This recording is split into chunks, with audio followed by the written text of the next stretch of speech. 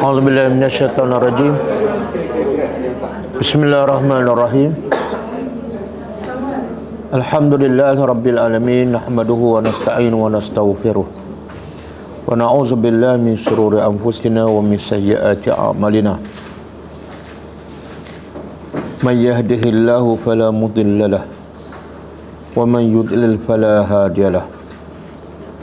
Asyhadu an la ilaha illallah wahdahu la syarika lah. Wa asyhadu anna Muhammadan abduhu wa rasuluh. Subhanaka la ilma lana illa ma 'allamtana innaka antal alimul hakim. Allahumma 'allimna ma yanfa'una wanfa'na bima 'allamtana wa zidna ilma. Allahumma ati anfusana Allahumma ati anfusana taqwaha wa zakkiha anta khairu man zakkaha anta waliyuha wa maulaha. Rabbi yassir wa la tu'assir, Rabbi tammim bil khair, amma ba'du. InsyaAllah kita sambut tadabbur surah Al-An'am ayat 160.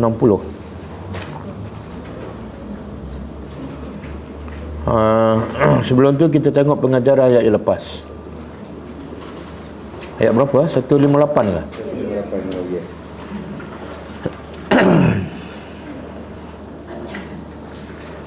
A'udzubillahi minasyaitonirrajim.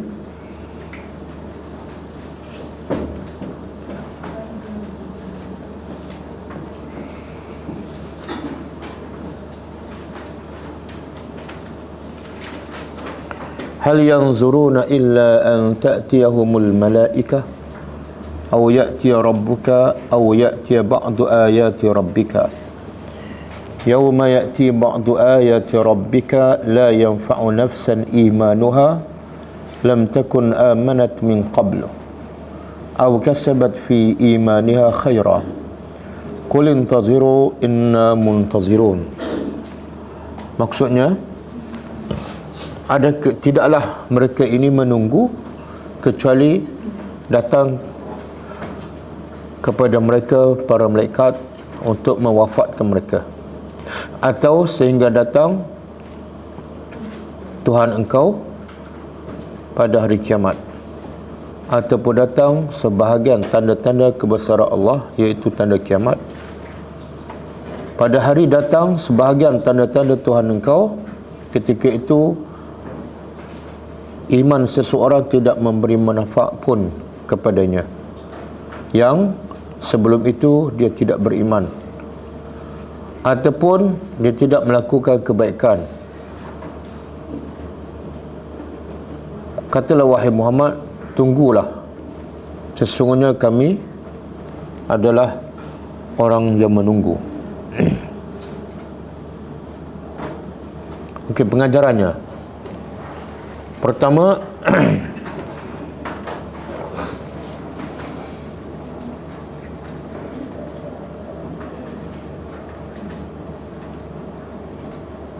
kedegilan dan kejahilan manusia,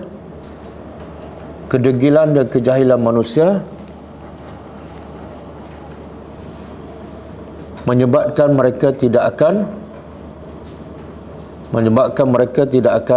bertaubat dan kembali kepada Allah,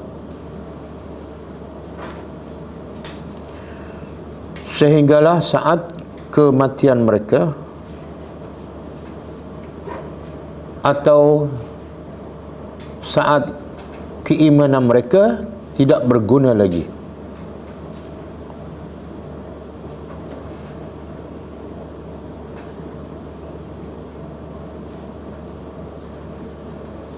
Yang kedua,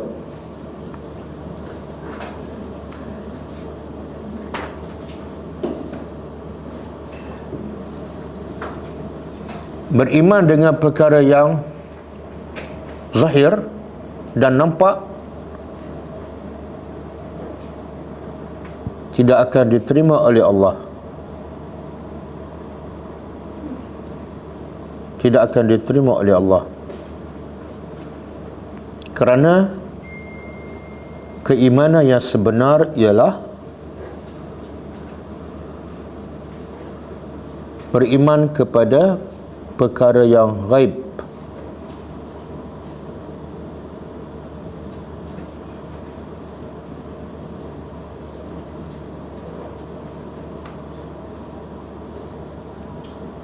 Yang ketiga,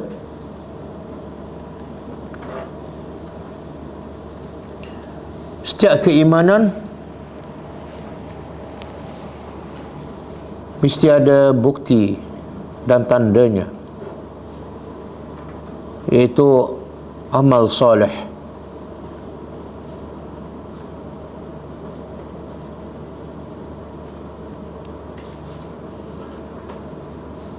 Maka mana-mana keimanan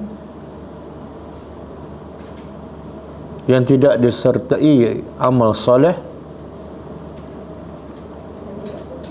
yang tidak disertai oleh amal dengan amal soleh, adalah tertolak. Tertolak. Okey, ayat 159. Innal ladzina farraqu dinahum wa kanu syi'ah lasta minhum fi syai'in innama amruhum ilallah thumma yunabbi'uhum bima kanu yaf'alun. Maksudnya,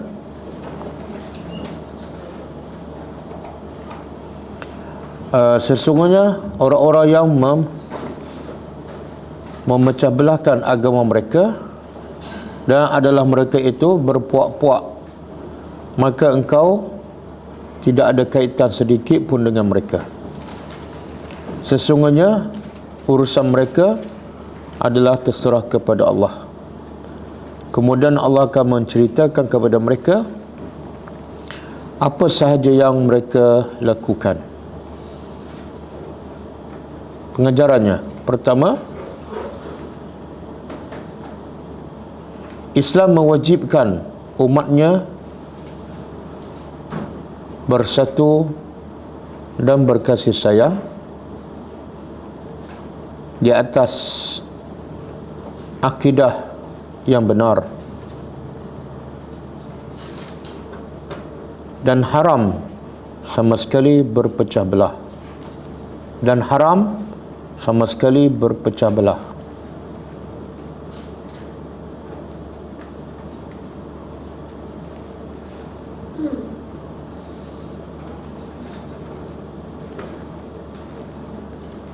Yang kedua,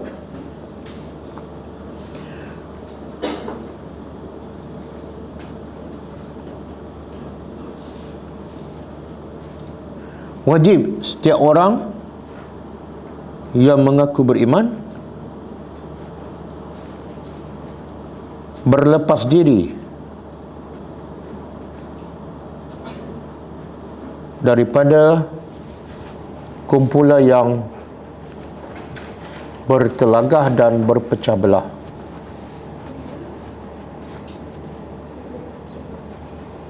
Daripada kumpulan yang bertelagah dan berpecah belah,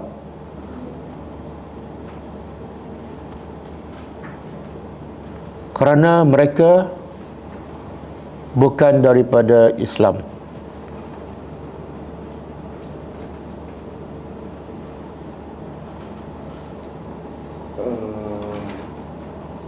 Konteks ayat ni untuk orang bukan Islam ke? Kerana mereka bukan Islam tu, maknanya kalau orang kafir, dia dua, termasuk orang bukan Islam dan termasuk orang Islam. Bila orang Islam berpecah belah, bukan makna dia tu menjadi kafir, tapi apa yang dibawa itu bukan daripada Islam. Apa yang dibawa itu bukan daripada Islam. Sebab Islam ajak pada bersatu, tiba dia berpecah, mana confirm itu bukan daripada ajaran Islam. Bila dia bawa bukan daripada Islam, bukan bermakna dia terkeluar daripada Islam. Dua benda yang berbeza. Ustaz, jadi budaya debat tu tak boleh kan? Budaya debat nanti saya jelaskan. Okey. Yang kedua, yang ketiga,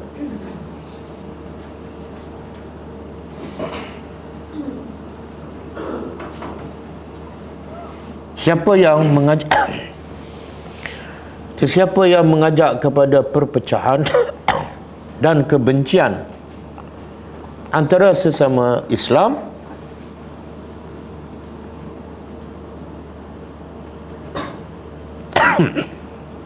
maka dia adalah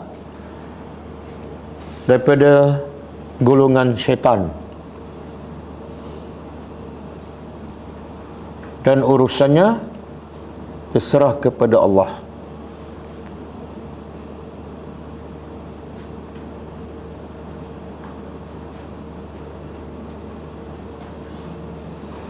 Urusannya terserah pada Allah maknanya jangan kita menghukum mereka, jangan kita panjangkan, biarkan mereka. Allah akan membongkarkan perbuatan mereka dan menghukum mereka. Okey, cukup ah? Kita tengok ayat seterusnya.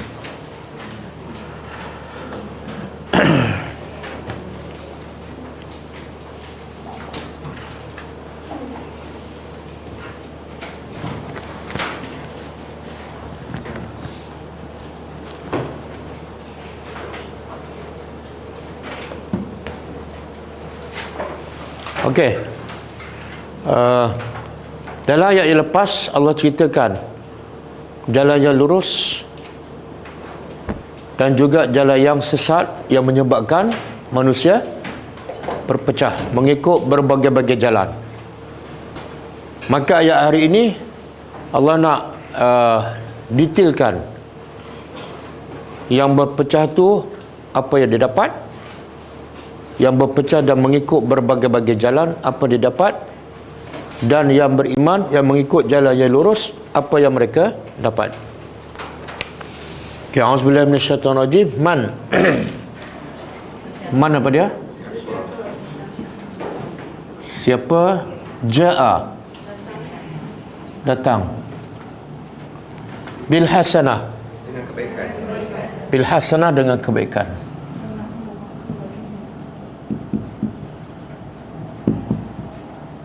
Falahu,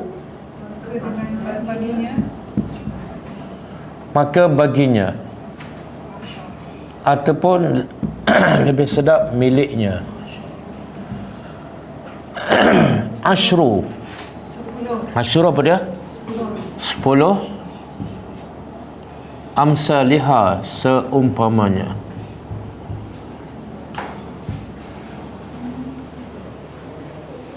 Okey, siapa yang ikut jalan yang lurus dan dia buat amalan, apa dia dapat? Satu hasanah, maka dia akan dapat 10. 10 ni bukan mana maksimum dia, tapi minimum dia. Mana paling kurang satu kebaikan dia dapat 10. Kalau dia solat subuh, satu solat subuh dia dapat apa? Pahala 10 kali solat subuh. Kalau jemaah lah 270 lah ini. 270 lah. Dan kalau tak solat jemaah 270 kena bakar. Ustaz, itu kalau lelaki kan solat jemaah dapat 270 lah. Tapi kalau untuk perempuan yang afdalnya solat di rumah, dapat tak? Perempuan solat di rumah itu dapat tak 27? Mana tu? Mana tu dapat? Jangan memandai-mandai dalam beragama. Tak, bila Nabi kata solat terbaik bagi wanita di rumah, Nabi guna istilah terbaik, bukan sama pahala 27. Jangan ubahlah. Jangan ubahlah. Saya pergi kerja dapat 2,700. Awak kerja di rumah lebih baik. Janganlah tanya saya dapat tak macam ustaz 2,700. Sebab saya kata awak dapat yang terbaik. Okey. Ustaz, macam mana nak faham kalau solat dekat Masjid Haram yang kata 100,000 dalam konteks ni? Kali-kali Yalah, kalilah. Sebab orang yang suka kali ni lah, bila dia balik Mekah dia tak pergi masjid, Sebab dia kata bila kali-kali dah banyak sangat pahala. Boleh cover semua 10 tahun lagi tu. Itu dia guna sifir syaitan. Sebab yang solat di Masjid Daran ada jaminan tak diterima? Tak ada jaminan. Okey, siapa datang dengan kebaikan? Datang dengan kebaikan. Contohlah dia solat. Di akhirat besok datang dengan kebaikan, adakah bermakna dia bawa solat, dia tunjuk solat tu? Macam mana? Sebab Allah guna perkataan ja'a, datang. Dia datang dengan kebaikan. Solat tu boleh tak? Solat tu ada berbentuk tak? Macam roti ke? Tak kan? Jadi boleh tak kita bawa?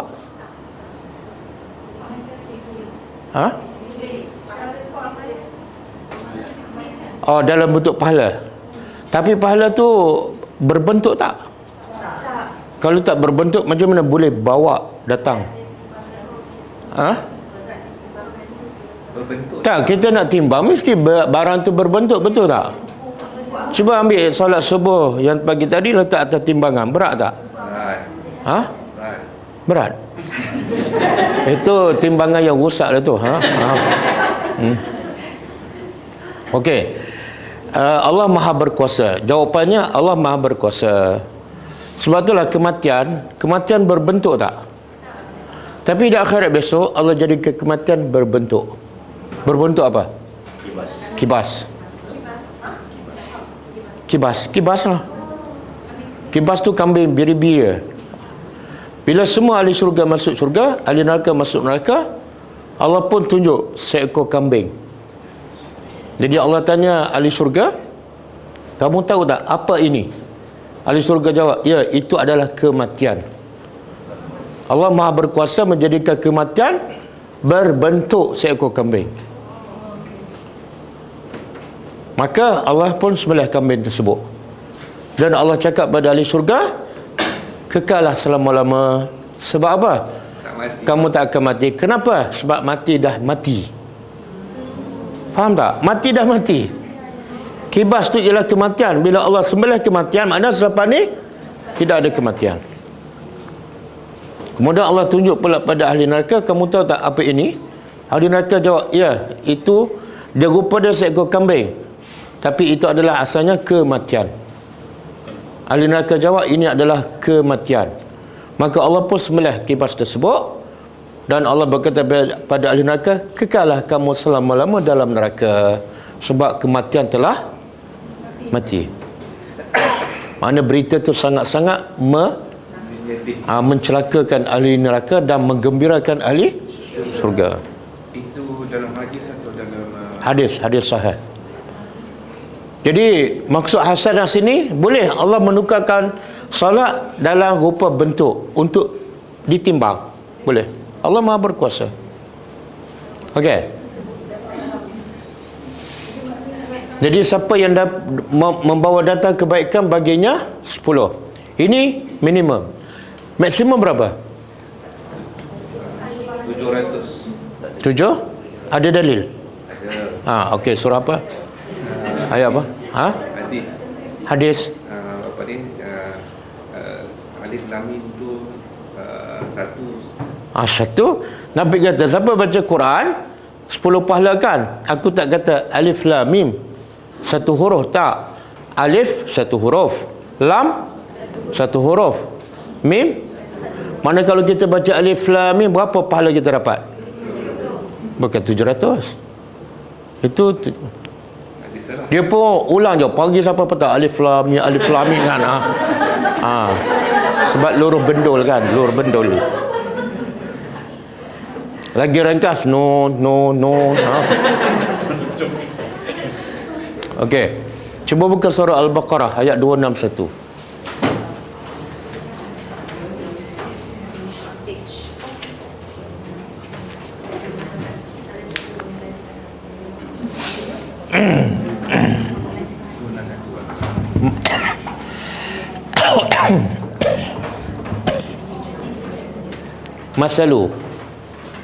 Masalul ladzina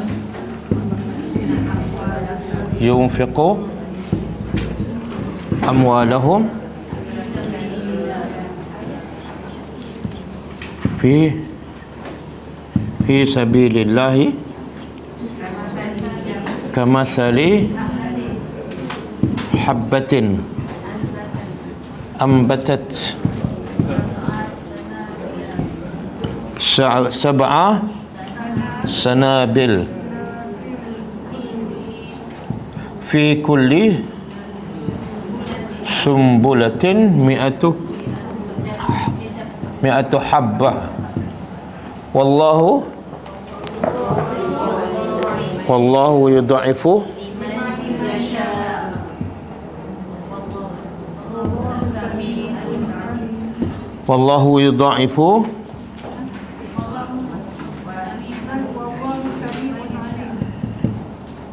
wallahu yudha'ifu liman yasha. Kemudian wallahu sami'un alim.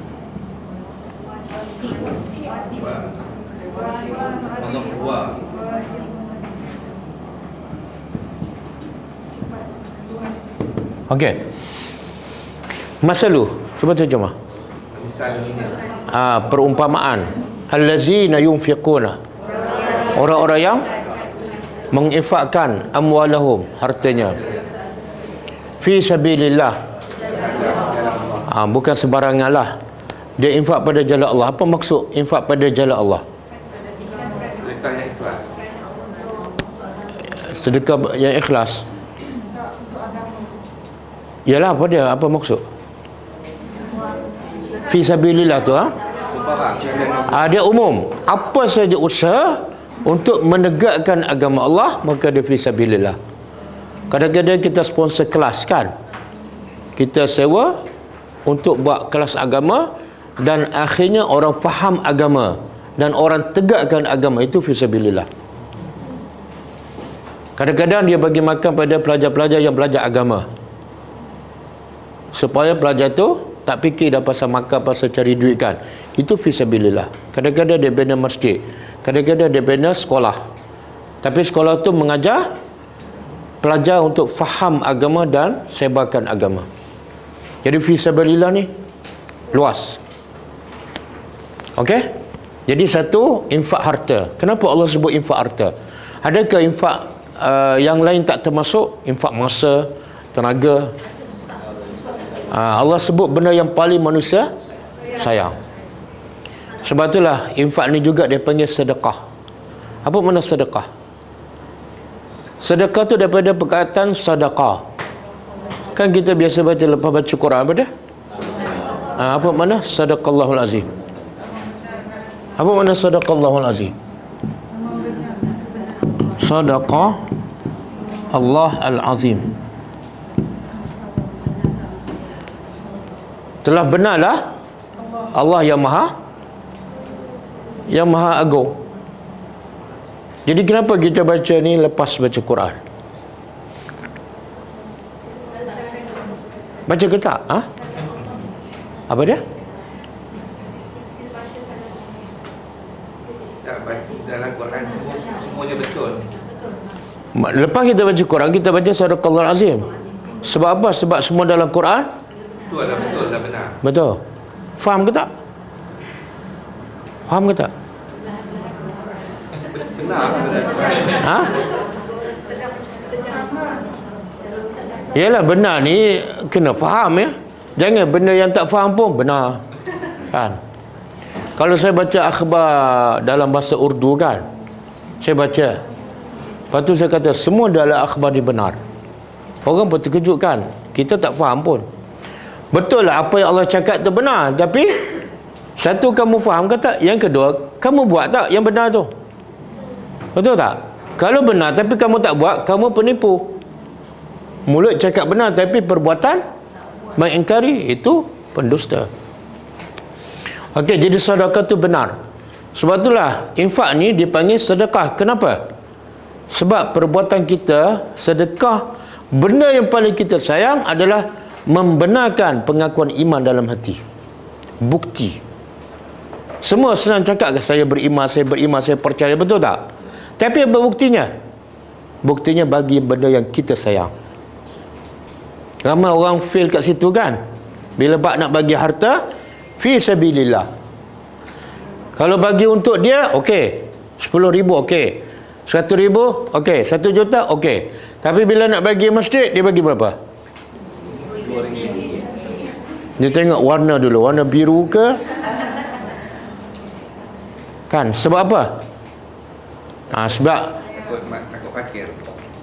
sebab manusia kedekut untuk bagi fi sabilillah. Allah bagi motivasi apa dah? Kalau kamu infak harta kamu pada jalan Allah, seumpama habbah, satu benih, satu biji, ambatat, benih tu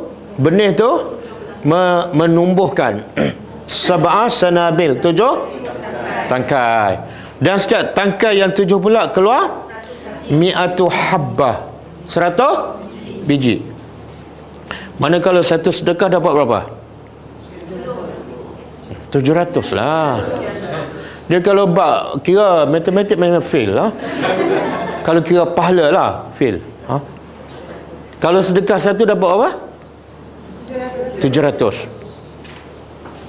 Kalau kita infak untuk diri kita, satu dapat berapa? 1. Tapi kita infak yang mana? Kenapa? Sebab dah lama baca ayat ni, balik lagi ni. Sejak balik lagi ni. Sebab bila infak fisabilillah, kita tak nampak untuk kita. Bila infak untuk kita, nampak clear, jelaskan. Ada rumah, ada kereta. Ini tak nampak ni. Pergi ke mana tak tahu. Sebab itulah asas keimanan apa dia? Asas kepada iman. Beriman dengan benda tak nampak. Pahala ni nampak tak? Kalau tak beriman pada Allah, maka apa yang Allah cakap tak percayalah. 700 ke 7,000 payah. Sebab tu Abu Bakar dinamakan apa? As-Siddiq. Kenapa dinamakan As-Siddiq? Sebab dia membenarkan semua janji Allah ni. Allah kata 1 bagi 700, ambil semua. Sebab apa? Yang dia bagi semua jadi hak orang ke hak dia? Tapi nak yakin sampai tahap tu.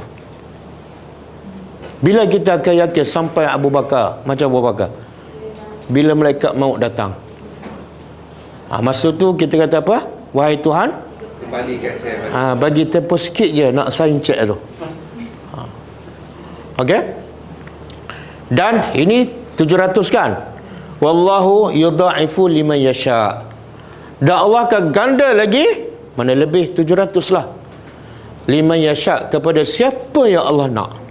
Bergantung pada apa? Keikhlasan. Mungkin dia lagi ikhlas, mungkin dapat 7,000. Boleh faham? Sangat berbeza bila Nabi baca Quran pada sahabat dengan kita dengar Al-Quran, sangat-sangat berbeza.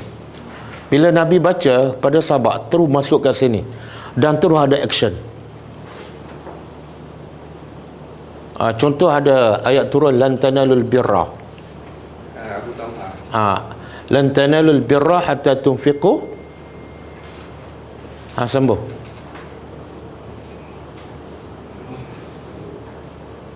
Tak boleh sambung. Oh, tak boleh. Dan lan tanalul birra tu dia juzuk ke berapa? Tak boleh jawab juga. Okey. Dia awal ke tengah ke akhir? Surah apa? Lah, saya yang bertanya, dia tanya saya balik. Dia biasa kalau tak tahu surah pun dia tahulah permulaan setiap juzuk. Permulaan juzuk pertama apa dia? Alif Lam Mim. Alif Lam Mim. Permulaan juzuk kedua? Juzuk kedua.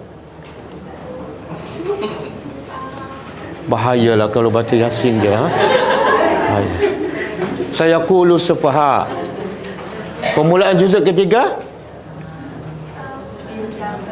Tilkar Rasul. Permulaan juzuk keempat? Ayat yang saya baca tadi. Mana ada kulut ta'am? Tak ada juzuk bermula dengan kulut ta'am. Kulut ta'am. Lantana. Ayat yang saya baca tadi. Lan tanalu. Ini permulaan juzuk yang permulaan juzuk keempat.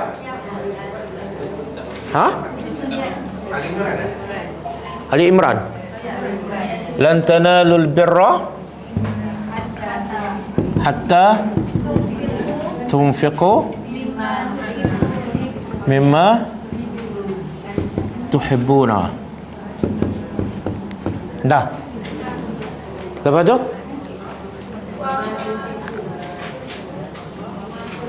Okey, tak apa setakat ni. Cuba terjemah. Lan tidak sekali-kali. Tanalu, tidak sekali-kali kamu akan mencapai al-birra. Apa makna al-birra? Kebaikan. Maksud kebaikan di sini ialah di sisi Allah, bukan kebaikan di sisi manusia. Mana kamu tak akan mencapai kemuncak kebaikan di sisi Allah. Semua orang nak buat baik, semua orang nak terbaik di sisi Allah, tapi Allah kata kamu tak akan dapat mencapainya.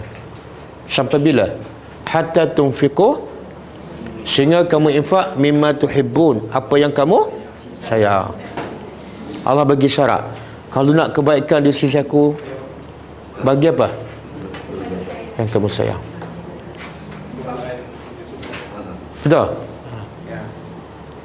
Sebab itulah kenapa Allah bagi syarat yang kamu sayang? Sebab itulah bila susah nak bagi, maka ganjaran pun besar. Al-birra di sisi Allah. Tapi sebab yang ganjaran di sisi Allah tak nampak, yang ni jadi susah nak bagi. Bila turun ayat ni, seorang sahabat namanya Abu Talha Al-Ansari, antara orang kaya di Madinah. Dia ada banyak kebun. Lepas tu ada satu kebun tu ada telaga perigi, airnya sangat enak. Nabi selalu masuk perigi tu. Lagi dia sayang kebun tu.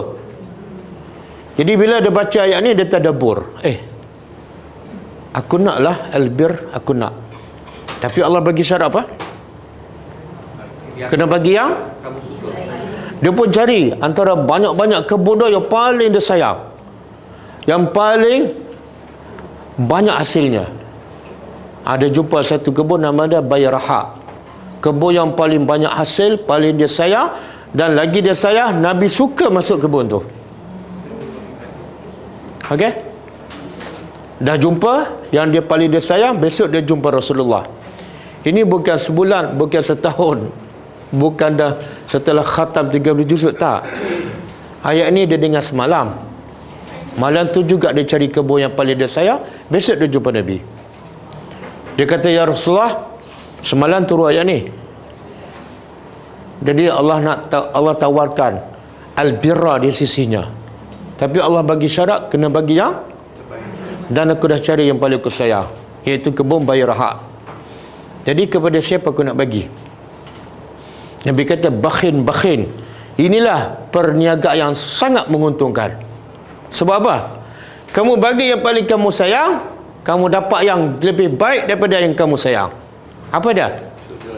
Surga. Jadi Nabi kata bagilah kepada kaum kerabat kamu. Itu kaedah dia.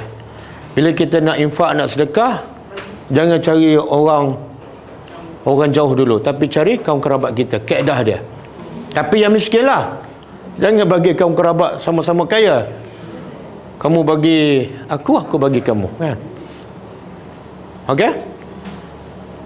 Jadi kenapa sahabat mudah sangat nak bagi, walaupun baru dengar semalam ayat? Ni dia nampak yang ni. Bila dia nampak yang ni besar, hebat, yang ni yang dia sayang, dia tak ada nilai. Faham tak? Saya ulang. Dia nampak yang ni terlalu hebat, maka yang paling dia sayang tak ada nilai. Macam ni lah kita nak beli rumah, kan, harga 2 juta. 2 juta besar tak? Besar, kan? Tapi bila kita tengok rumah tu cantik, besar, selesa, 2 juta ringan je. Betul? Sebab kita tengok hasil daripada 2 juta tu lebih baik, lebih selesa dan nak duduk lama. 2 juta ringan je. Tapi kalau kita tak nampak yang ni, kita bagi apa? Yang second hand lah, yang terpakai kan. Bila orang nak pungut baju-baju, dia nak clear almari dia kan, bukan yang baru, tapi yang dia tak suka. Perangai buruk tu, perangai buruk. Dia rasa dia okey kan, saya paling banyak bagi, tapi itu sebenarnya perangai buruk. Kenapa buruk? Setelah dia tak suka bagi pada orang. Makna apa tu? Allah sebut dalam Quran, bila kamu bagi orang barang yang kamu tak suka pada orang tu dia miskin, dia perlukan, tapi dia ambil dalam keadaan dia pejam mata, terpaksa. Sama juga kamu bayangkan, kamu miskin, kamu perlukan baju, orang bagi pakaian terpakai, kamu tak suka pakaian sebab pakaian dah terpakai, tapi sebab kamu perlu, pejam mata, ambil je lah, terpaksa. Jadi bila kita nak bagi pada orang, bayangkan orang bagi pada kita barang terpakai. Okey, tukar cara berfikir.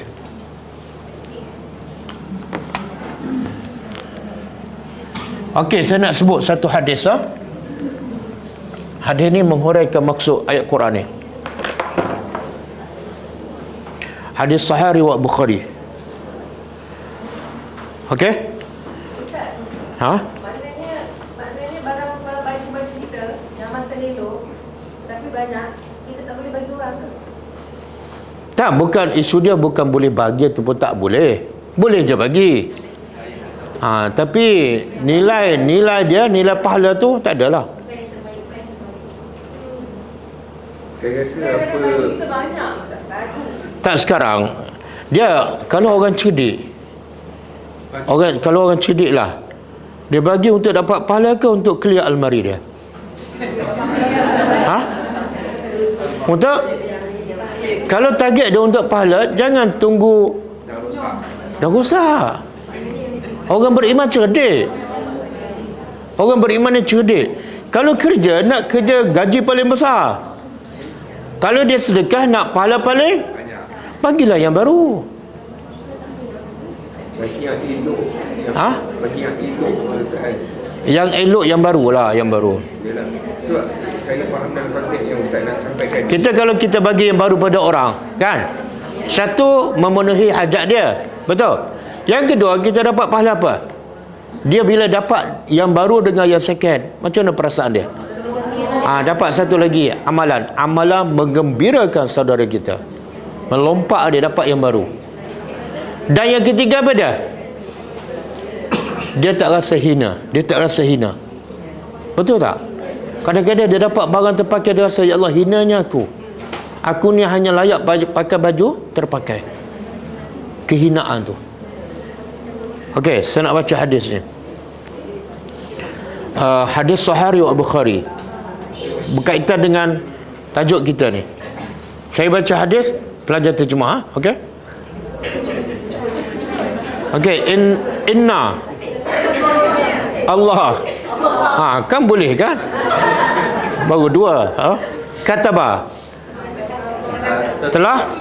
Telah menulis. Allah telah menulis al-hasanat, jamak kebaikan, was-sayyiat, dah sayyiat lawan dia hasanat. Allah telah mencatat segala kebaikan dan segala keburukan. Okey. Kemudian Nabi kata, semua bayyana zalik. Kemudian Nabi jelaskan apa maksud tu. Faman maka man, siapa, hamma, berazam, bihasanatin, untuk buat satu kebaikan, berazam nak buat kebaikan, falam ya'malha, tapi dia tak buat, katabaha Allah indahu hasanatan wahidah, Allah catat di sisinya satu kebaikan. Ya Allah, niat. Tapi niat yang macam mana ni? Dia betul-betul berazam, bukan terlintas. Contohlah, dia niat keluar pagi ni nak sedekah pada Aslah kan, tengok-tengok tertidur, dapat pahala berapa? Satu. Ada tak ajaran agama lain dengan niat dah dapat gaji? Ada satu syarikat, Dia niat kat rumah je nak pergi, bos dah bagi gaji. Sama ada bos gila tu pun dia gila kan. Okey, itu kalau tak buat kan. Okey.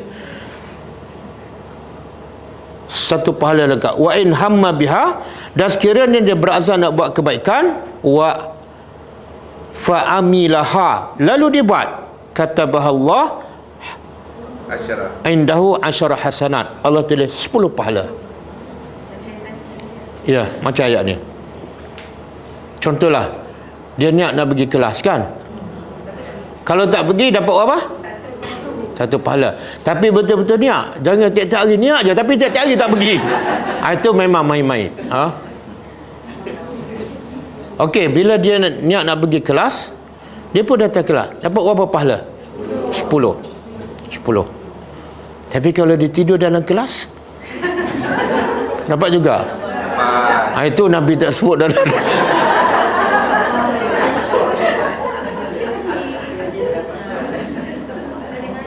Kemudian Nabi kata apa? Allah bagi, kalau dia berniat nak buat kebaikan kemudian dia buat, dalam hadis ni Nabi sebut Allah catat 10 pahala ila 700, sehingga 700. Mana kemungkinan kita datang kelas ni mungkin dapat 10, mungkin dapat 200, mungkin dapat 500, mungkin dapat 700. Berkata pada apa? Keikhlasan. Jadi jangan tidur dalam kelas, rugi. Okey. Wa in hamma bisayyi'atin, sekiranya dia berazam nak buat sayyi'ah, kejahatan, falam ya'malha, tapi dia tak buat, katabahu indahu hasanatan kamilah, Allah catat 1 kebaikan, pahala yang lengkap. Tapi niat nak buat kejahatan ni ada tiga keadaan. Kata Ibn Katsir, orang yang niat nak buat kejahatan ada 3 keadaan. Pertama, dia niat nak buat kejahatan, kemudian dia ingat, dia takut dosa, dia tak buat, dapat 1 kebaikan. Contohlah, dia nak mencuri, dia niat nak mencuri kan, dia memang kaki mencuri, lepas tu dia tengok IC, umur aku dah 75 ni, bila nak sedar, dia pun bertaubat, dapat 1 pahala kebaikan. Subhanallah. Tak buat apa-apa, bahkan niat nak buat apa tadi, tapi sebab dia tak buat kerana takut pada Allah, dapat 1 kebaikan. Apa kebaikan tu? Kebaikan apa tu? Kebaikan tak jadi buat. Takut pada Allah. Takut pada Allah adalah ibadat. Okey? Keadaan pertama. Keadaan kedua, dia niat nak buat kejahatan, tapi dia tak buat sebab sibuk dengan urusan media, terlupa nak mengumpat. Bukan dia tinggal sebab takut pada Allah, dia terlupa. Yang ni Allah tak catat, pahala pun tak, dosa pun tak. Okey, yang ketiga, dia niat buat kejahatan, Polis lalu. polis datang, dia niat nak mencuri, tengok ada polis depan rumah, dia pun patah balik, dapat 1 kejahatan. Dapat 1 kejahatan kan. Curi tak, duit tak dapat dosa. Sebab apa? 1 niat. Yang kedua, dia memang nak buat pun, tapi terhalang, bukan sebab dia takut pada Allah. Makna apa tu? Kalau tak ada polis, memang dia mencuri. Okey. Dia duduk dengan kumpulan orang kan, niat nak mengumpat, tiba-tiba gigi dia tercabut.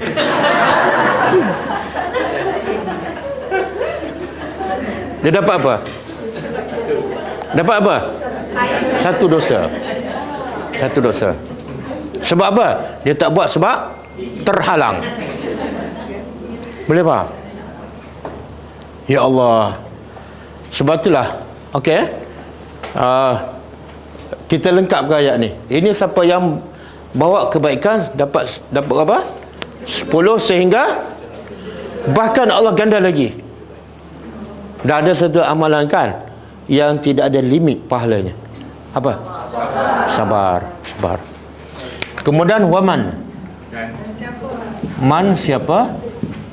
Ja'a, datang bisayyi'ah, dengan dosa, dengan keburukan. dengan dosa ataupun kejahatan, keburukan. Fala yujza, maka tidak dia dibalas. Yujza itu daripada jaza, jazakallah. Tidak dia dibalas illa, kecuali misliha, sepertinya, iaitu apa dia? Siapa yang buat satu kejahatan, Allah kata dia tak mungkin dibalas kecuali satu je. Faham tak? Siapa yang buat kebaikan dibalas, siapa kejahatan. Sebenarnya Allah nak bagi kita apa? Ha? Rahmat Allah lebih besar daripada Rahmat Allah lebih besar daripada kemurkaan Allah. Satu. Yang kedua, Allah nak bagi tahu yang ni Allah bagi berdasarkan adil. Adil ni apa? Buat satu dapat satu. Yang kedua, rahmat dan ihsan Allah. Jadi kalau orang beriman buat kebaikan, bukan setakat dapat keadilan daripada Allah, tapi dapat satu plus ihsan daripada Allah, iaitu Allah ganda 10, 700 dan lebih. Tapi bila buat kejahatan, Allah balas satu, itu adalah keadilan Allah. Ihsan tak ada, rahmat tak ada. Boleh? Sebab tu kata Abdullah bin Mas'ud radhiyallahu anhu, dia kata al-maghbun, orang yang tertipu. Orang yang tertipu, orang yang rugi ialah man ghalabat ahaduhu ala asharatuhu. Faham? Faham? Tak apalah, saya terjemahlah. Tengok orang tu tertipu dan rugi, iaitu orang yang pahala buat jahat satu dapat dosa satu, mengatasi kebaikan yang buat satu dapat 10 sampai 700. Ini orang yang tertipu. Boleh faham tak? Dia buat 10 kejahatan dapat 10, buat 10 kebaikan dapat 100 sampai 7,000. Tiba-tiba kejahatan dia yang satu dapat satu lebih banyak daripada kebaikan yang satu dapat 700. Faham tak? Ini memang betul-betul tak cerdik. Makna Allah nak tolong sampai tahap tu, masih dosa lebih banyak daripada kebaikan. Boleh faham? Cukup-cukup bodoh, cukup-cukup tertipu. Sebab itulah bila Allah masuk manusia dalam neraka, disebabkan dosa dia, Allah tak zalim. Manusia yang zalim diri sendiri. Aku dah bagi tawaran, satu kebaikan dapat 700, kamu buat dosa juga. Satu kebaikan dapat lebih 700, buat dosa juga. Boleh faham?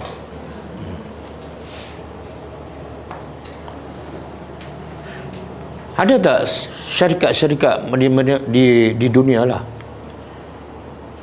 pergi satu hari dapat gaji 100 hari? Tak ada kan? Katalah ada satu syarikat pergi satu hari dapat gaji 10 hari kan? Yang syarikat lain semua pergi kerja satu hari dapat gaji satu hari. Tiba-tiba syarikat yang kerja satu hari dapat gaji 10 hari, tak ada orang nak bekerja. Pelik tak? Menunjukkan apa? Manusia dah tak waras. Dia tak nampak tu. Itu satu hari dapat 10. Yang ni satu dapat 10, 700 dan, tapi tak ada juga, tak ramai yang nak buat. Apa punca? Tak tadabbur Al-Quran. Betul? Tak tadabbur Al-Quran. Dia bila dia tak tadabbur Al-Quran, benda-benda macam ni Quran sebut. Kalau belajar fiqh kan, kita duduk belajar fiqh setiap hari, jumpa tak ayat-ayat macam ni? Tak. Fiqh bab apa? Bab solat, bab taharah, bab haid, bab haji, bab puasa, betul tak? Cerita-cerita macam ni fiqh tak sebut. Sebab itulah Nabi cerita pasal Quran je setiap hari pada sahabat. Sebab tu sahabat berubah secara totally. Bertukar habis. Sebab apa? Dalam kepala dia syurga. Bodoh aku dak kerja dunia, penat letih, lepas tu tinggal. Pergi akhirat masuk neraka. Bodoh. Sebab cerita akhirat masuk dalam kepala mereka setiap hari. Yang kita ni dah cerita dunia dah penuh dalam kepala, dah berkarat hijau, biru, macam-macam. Baru nak masuk cerita akhirat, dia tak apa nak masuk. Faham tak? Tak apa nak masuk. Masuk keluar, masuk keluar. Ha? Ini Hufaz pun tak tahu. Hufaz pun tak tahu ni. Ya, Hufaz lagi tak tahu. Kita lebih baik daripada Hufaz. Betul. Ha. Saya kesian tengok budak-budak yang hafiz Quran. Kesian. Letih, penat. Dan saya lagi kesian cikgu tu. Buang masa, duk jaga bacaan pelajar sampai dapat 30, berbangga. Tapi budak-budak yang dia jaga sampai 2-3 tahun keluar, duk stesen minyak, duk jual kerupuk, duk McDonald. Kecewa kita tengok. Kita guru kan, aku habis masa untuk kamu 3 tahun, cek pagi, petang, siang, malam. Keluar-keluar jual kerupuk lekot, keluar-keluar duk McDonald. Betul, banyak penghafal Quran sekarang cari duit sebab dia tak ada ilmu. Bila tak ada ilmu, dia nak duit je lah. Kalau dia ada ilmu, dia buat apa? Khairukum, Nabi kata sebaik-baik kamu orang yang belajar dan mengajar Quran. Dia tak akan buat kerja lain. Sebab Nabi kata terbaik. Tapi nak mengajar Quran, macam mana dia tak ada ilmu? Dia hanya menghafal. Okey. Apa dia sini? Maggi pun tak boleh makan. Lepas tu hafal Quran pula, Maggi tak boleh makan. Pelik-pelik lah. Tak ada setengah tafiz. Ada setengah mahatafiz, dia kata bila hafal Quran, pelajar tak boleh makan Maggi. Sebab kalau makan Maggi menyebabkan hafaz dia. Wah. Apa dia? Dalil dia daripada guru dia dulu. Bukan daripada Quran. Dia sebenarnya punca manusia tak ingat. Yang ingat pun lupa, punca apa? Sebab dosa. Dia buat dosa, salahkan Maggi. Kan bodoh.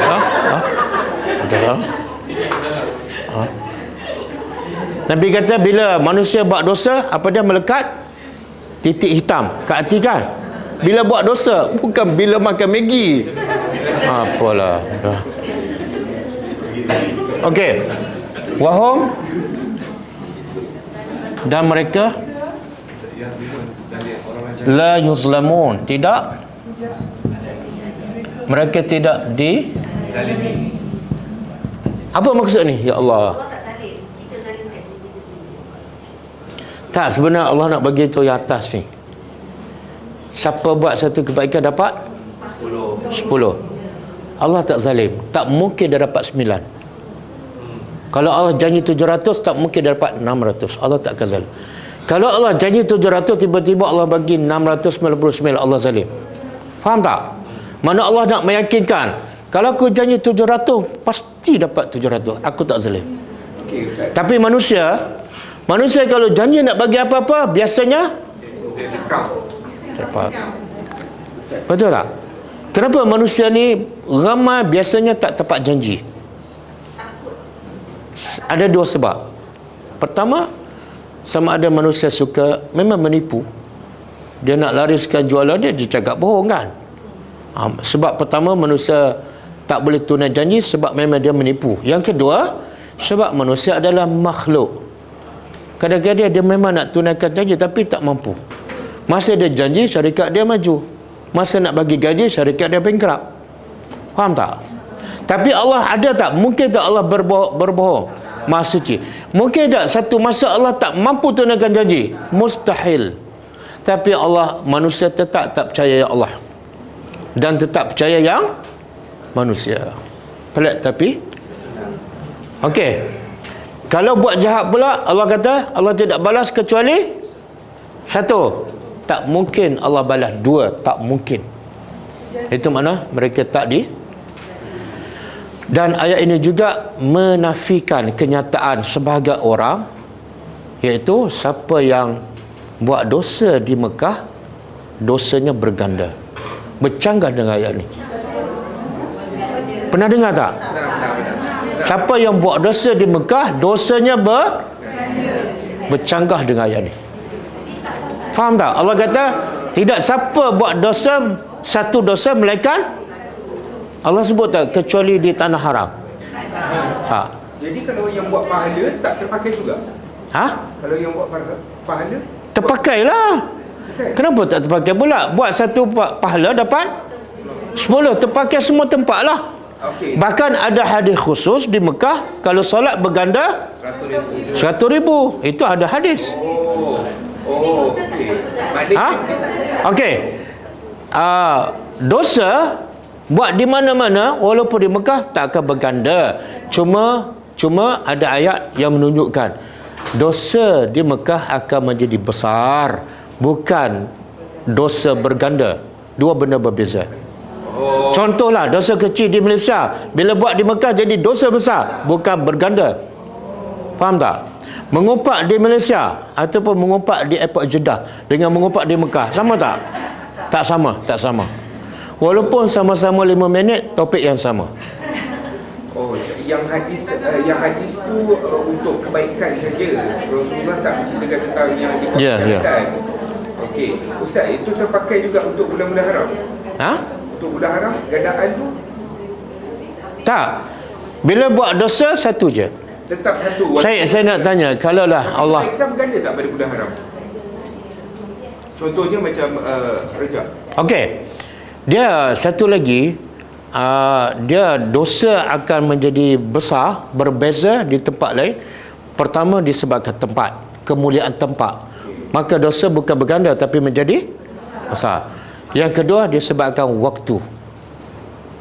Contoh, buat dosa di 4 bulan yang haram. Dosa menjadi berbeza. Besar tapi tidak berganda. Tak berganda. Kalau kebaikan berganda tak? Ada dalil berganda lah. Ini dalil ni umum, berganda di mana-mana saja. Maknanya terpakai juga untuk bulan. Ya, terpakai umum. Ya. Bahkan Allah sebut dalam Quran, niat nak buat zalim di Mekah dah jadi dosa.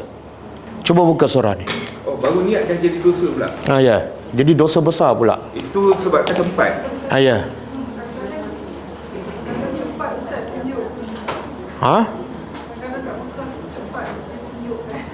Tu orang Melayu dia kata kalau buat dosa di Malaysia Allah bayar ansuran, kalau kat Mekah bayar cash. Itu semua bercanggah dengan Quran. Tak ada. Tak betul tu. Itu kata-kata ulama ke atau ada hadis yang berkaitan dengan niat je dah dapat dosa? Itu Quran. Okey, cuba buka surah ni.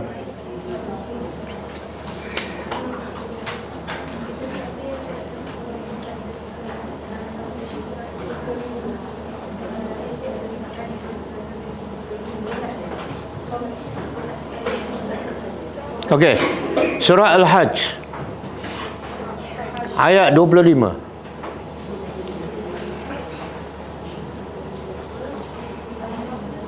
Ayat 25.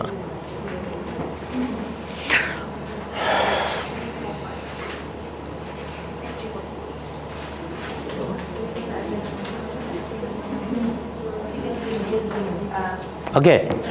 Cuba masing-masing baca terjemah. Boleh faham tak? Ada tak yang saya cakap? Bila niat nak buat jahat di Mekah dah jadi satu dosa besar.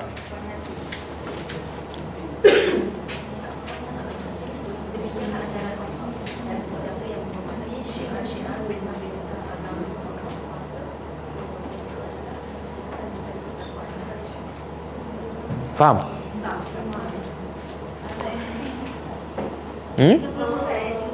25. Ayat patutlah tak faham.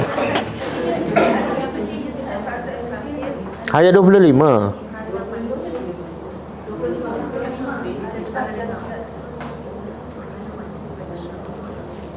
Ada. Bagaimana? Tak faham. Bahagian akhir tu. Dia bermula daripada waman yurid fihi bi ilhadin bizulmin nuzikhu min azabin alim. Terjemahan dia, saya baca terjemahan. Dan sesiapa yang berazam melakukan di situ sebarang perbuatan yang dilarang, di situ makna di tanah haram, maka dengan cara yang zalim, maka berazam, Allah bagi amaran, kami akan merasakannya azab yang tidak terperi sakitnya. Bila Allah bagi ancaman azab yang pedih, itu dosa besar. Sebab apa? Sebab apa? Yalah, dia baru hanya ini dalil menunjukkan dosa di Mekah menjadi besar, bukan berganda. Faham tak? Cuba bayangkan kalau buat kebaikan Allah ganda 10,700 kan? Kalau kejahatan juga Allah gandakan juga. Agak-agak berapa orang masuk syurga? Tengok rahmat Allah, betul tak? Habis. Tapi itu pun masih ramai pilih nak buat apa? Nak buat yang tak berganda, yang dosa. Maknanya dosa besar tu tapi tak dapat mengatasi kebaikan yang Allah beri pahala tu lah kan. Walaupun tidak digandakan, walaupun dosa tu besar, tapi still tidak boleh mengatasi pahala yang berganda atas kebaikan tu. Tak, dia Allah sebut faman apa ni? Faman saqulat mawazinuhu, siapa yang berat timbangan amal solehnya, siapa yang berat pahalanya dibanding dengan dosanya, maka fahuwa fi 'aisyati radiyah, dia masuk syurga. Tapi waman khafat, siapa yang amal solehnya lebih ringan daripada dosanya, maka fa ummu hawiyah, dia masuk neraka hawiyah. Okey. Orang tu masuk juga ke neraka kejam nak basuh dosa dia? Dia kan dia ada dosa tapi lebih berat kan. Kerana dosa tu dia masuk tak neraka. Kalau ikut ayat tu, siapa yang buat amalan solehnya lebih banyak daripada dosa, Allah kata masuk syurga lah. Yang seimbang, dosa dengan pahala sama banyak. Itu golongan Al-A'raf. Duduk di RNR, transit Al-A'raf. Itu sederhana masuk syurga juga Ustaz Selalu ada orang cakap kita kan manusia memang akan buat dosa dan pahala. Tapi maksudnya saya pernah dengar lah, ada orang cakap, saya tak tahu betul tidak, tapi dia kata setiap manusia memang akan masuk neraka sebelum masuk syurga. Betul ke? Tak, saya rasa betul bagi dia lah. Tak betul. Maksudnya walaupun kita ada dosa, tapi kalau kebaikan lebih tinggi, maknanya kita akan automatically syurga lah kan? Dia yang bunuh 100 orang, ingat? Banyak tak dosa dia? Kemudian dia bertobat kan? Lepas bertobat, dia masuk syurga ke ataupun Allah masuk neraka dulu? Nak apukan dosa dia? Tak. Sebab apa? Bila dia bertobat, dosa dia terpadam. Dah terpadam dosa, nak azab apa? Dosa dah terpadam. Jadi tak betul tu, tak betul. Banyak sangat orang cakap macam tu. Maksudnya semua akan masuk neraka. Macamlah syurga, neraka mak bapak dia punya. Tapi daripada sebab Ustaz tu, Dia cakap ikut suka dia je. Ustaz, tapi daripada statement Ustaz tu, orang-orang macam dosa tu tidak dihisap. Mana? Tidak dihisap perbuatan yang telah Okey, saya nak bagi contoh kan. Ada orang buat amalan banyak, tapi dosa dia sikit je, tapi masuk neraka juga. fair tak? Contoh, Tidak. Nabi kata bila ada seorang lelaki bagi kepada Rasulullah, wanita ni solat malam banyak, solat fardu memang okey dah, solat malam pun banyak, sedekah pun banyak, puasa sunat pun banyak, cuma satu je, dia menyakiti. Nabi cakap apa pada wanita ni? Ali? Okey, sekarang kenapa Nabi tak jawab? Akan ditimbang amalannya. Kalau timbang, logiknya dia masuk syurga ke neraka? Kenapa? Tapi kenapa Nabi cakap neraka? Sebenarnya amalan dia sia-sia, tak dikira amal soleh. Faham tak?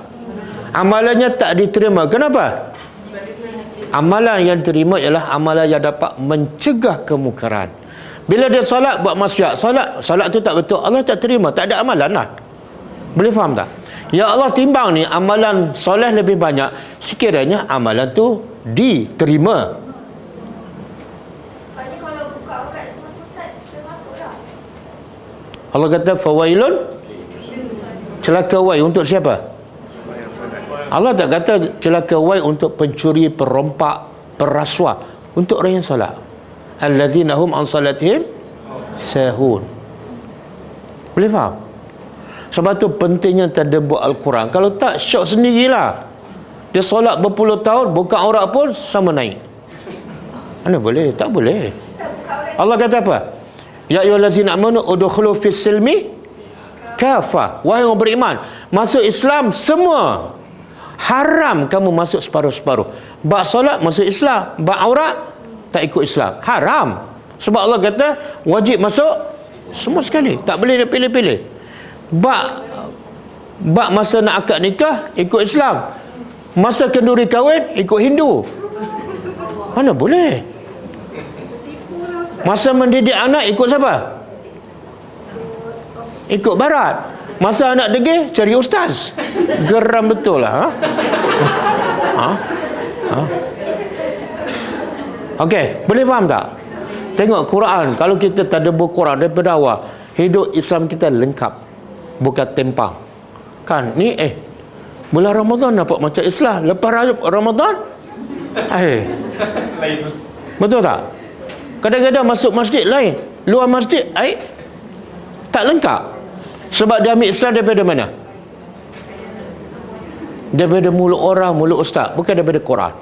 Kalau ambil daripada Quran lengkap. Okey. Kul, katakanlah.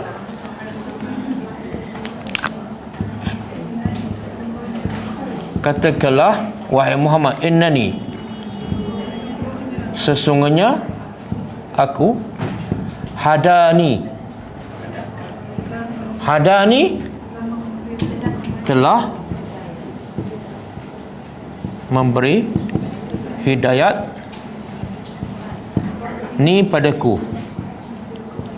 Siapa yang memberi hidayat padaku? Rabbi, penciptaku.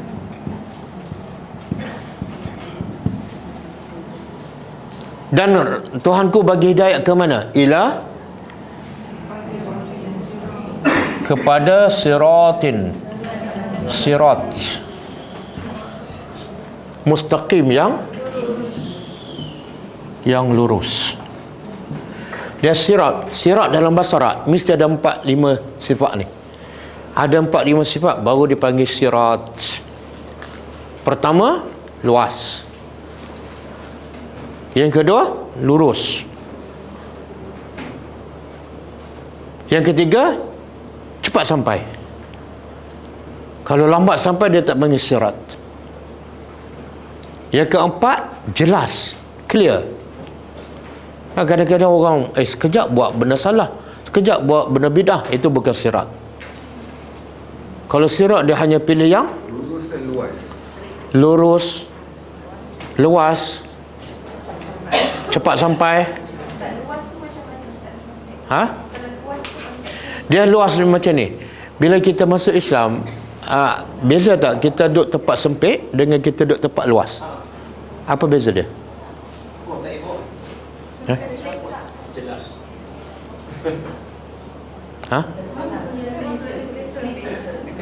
Bila kita duduk jalan luas, hati kita lapang je. Itulah Islam. Kalau duduk tempat sempit, hati kita rasa rimas je. Makna siapa yang masuk Islam secara keseluruhan, hati dia sentiasa lapang. Ada musibah pun dia boleh senyum. Kenapa? Saya dah nampak dah Allah nak bagi pahala. Senyum je. Faham tak? Ada orang rasa sempit je dada dia, mana dia tak masuk Islam keseluruhan.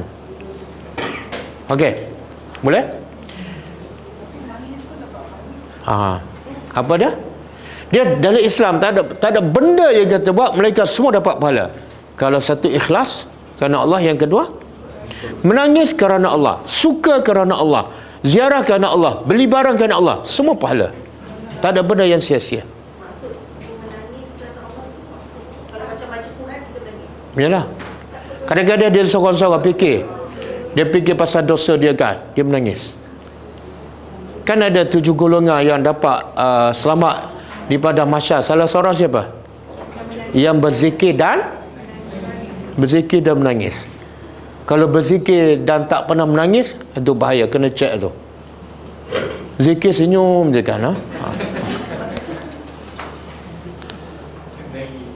Okey, siap menari lagi.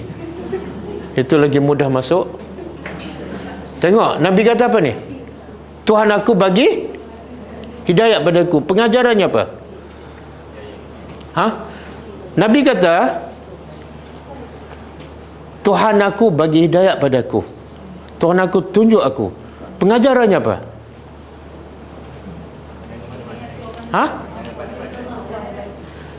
Kalau Nabi pun ditunjuk hidayat oleh Allah, makna Nabi tak memandai-mandai. Kamu ni siapa? Nak ikut guru kamu, nak mimpi. Nabi pun perlukan hidayat daripada Allah. Faham tak?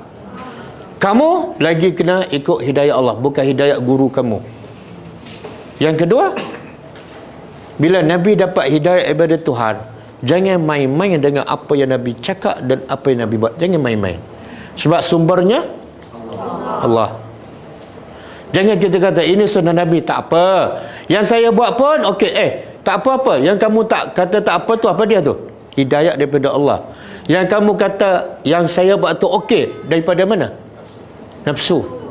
Mana boleh kamu tolak senang-senang hidayat Allah dan kamu utamakan nafsu kamu? Jadi orang suka buat bid'ah pakai akal lah sikit. Pakai akal lah. Jangan ikut nafsu. Okey. Kemudian dinan sebagai agama. Qiyaman. Apa makna qiyaman?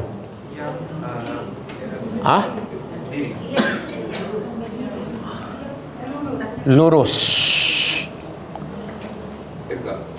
Qiyaman ni asal-asal maknanya tegak. Lurus. Mana agama ni adalah agama yang lurus dan tertegak. Kemudian agama ni adalah berasal daripada millata Ibrahim. Agama Ibrahim. Ibrahim alaihissalam. Kenapa? Soalan, kenapa agama Ibrahim? Agama Nabi Nuh sama tak dengan agama Ibrahim? Agama Nabi Isa, Nabi Musa sama tak? Kenapa sebut Ibrahim?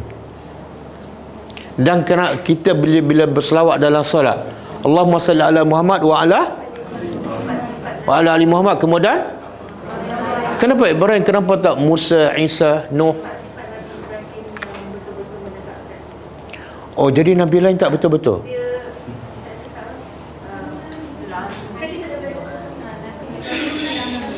Dia belajar cakap lah. Semua agama pun pandang tinggi pada Nabi Ibrahim. Maknanya zaman Nabi Isa, Nabi Musa semua Nabi Ibrahim doakan Allah. Nabi Ibrahim doakan Allah untuk apa ni? Kerana doa Nabi Ibrahim. Habis Nabi lain tak doa? Doa khusus. Doa khusus. Apa dia? kaum musyrikin Arab dia iktiraf Nabi Ibrahim, agama Nabi Ibrahim percaya. Itu agama nenek moyang mereka.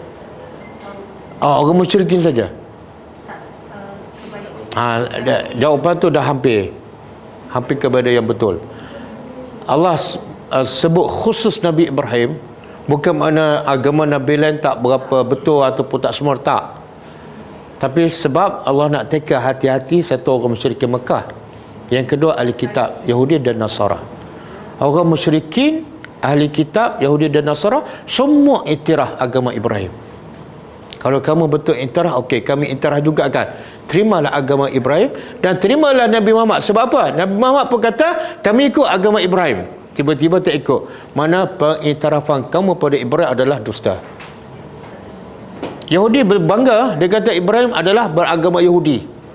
Orang musyrikin tahu tak ajaran Nabi Ibrahim? Yang Nabi Ibrahim lah mula bina Kaabah di Mekah. Orang musyrikin tahu. Dia mengiktiraf. Bahkan dia buat haji pun adalah kesan peninggalan, tapi dia tak ikut sepenuhnya. Jadi Allah nak gunakan pengiktirafan daripada semua musyrikin Alkitab kepada Ibrahim. Okey, kamu iktirafkan, kami guna Ibrahim, ikutlah. Boleh faham? Itu antara sebab utamalah. Okey, dan hanifan, ini adalah Tuhan telah beri hidayah padaku ke jalan yang lurus, dinan qayyiman, agama yang lurus. Kemudian agama Nabi Ibrahim, hanifan. Apa makna hanifan? Hanifan ni dalam bahasa Arab mana? Benar. Dia tidak condong kepada kebatilan. Tidak condong pada kebatilan, itu makna hanifan. Mana agama Ibrahim yang tidak pernah condong pada kebatilan ataupun kesyirikan. Sebab kadang-kadang orang tu Islam tapi ada juga condong kan, condong pada nafsu, condong pada bid'ah. Tapi dalam solat dia baca apa? Doa iftitah. Apa doa iftitah dia?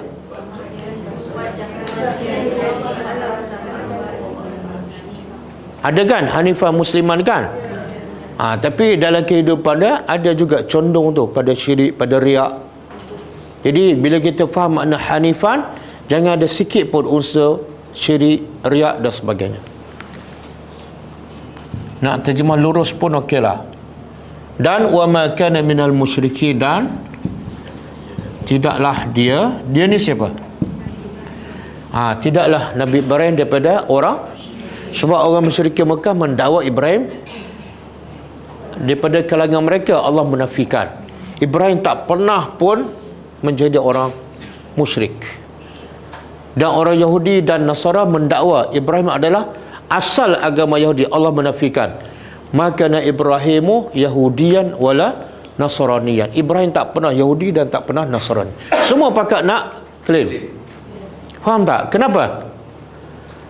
Sebab dia rasa Ibrahim yang ada kekuatan. Siapa yang ada kaitan dengan agama Ibrahim, mana dia betul lah. Jadi semua nak mendakwa dia ikut Ibrahim, tapi sebenar tipu. Minal musyrikin, dari kalangan musyrikin. Contoh sama juga, ramai tak orang Islam mendakwa dia cintakan Nabi, dia adalah agama ikut Nabi, betul tak? Tapi realitinya tak. Kadang-kadang kita nampak dia Lagi ni. paling mencintai Rasulullah. Kenapa? Sambut Maulidan Nabi setiap bulan. Tahu tak sekarang? Ada setengah surau majlis sambutan Maulidan Nabi bulanan. Sedangkan majlis sambut tu pun dah tak ikut Nabi. Faham tak? Ini jenis orang musyrikin ni. Suka nak claim dia ikut Nabi. Sebab apa? Bila sebut ikut Nabi tu, orang tak kata sesat. Faham tak? Dia guna Nabi untuk tutup kesesatan mereka. Kalau dia terus cerita saya tak ikut Nabi, senang cerita kan? Senang cerita. Habis dia tuduh siapa pula yang sesat? Yang betul-betul ikut Nabi ni. Jadi berhati-hati siapa yang betul-betul ikut Nabi, akan dituduh sesat. Apa dia? www.com. Okey. Cool. Ada lagi masa? Ini ayat ni selalu kita baca ni. Jadi saya tak payah terjemah.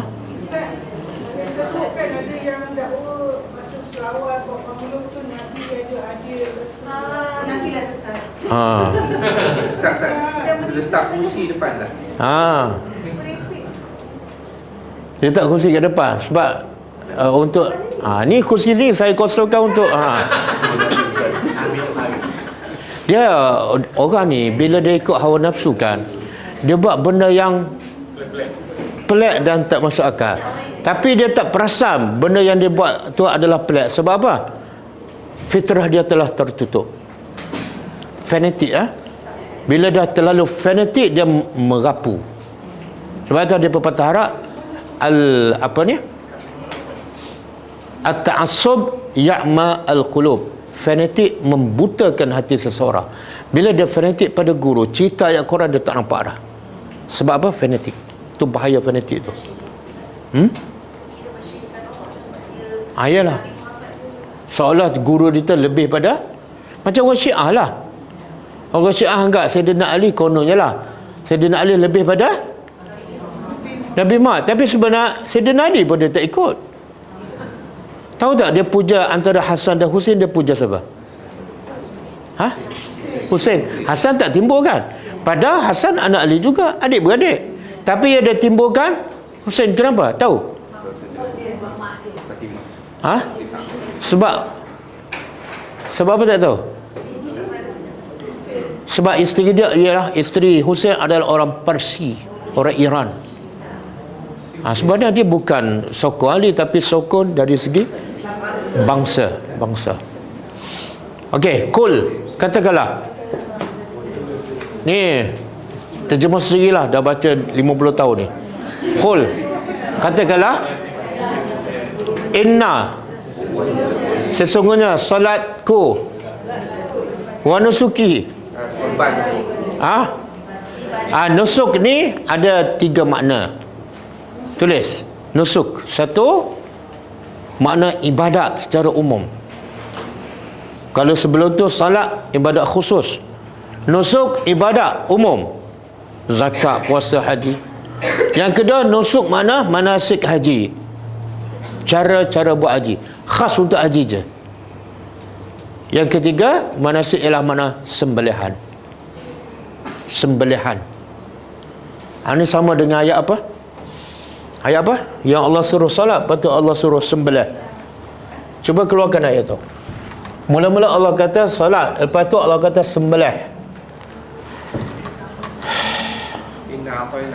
Inna a'tainakal kautsar fasalli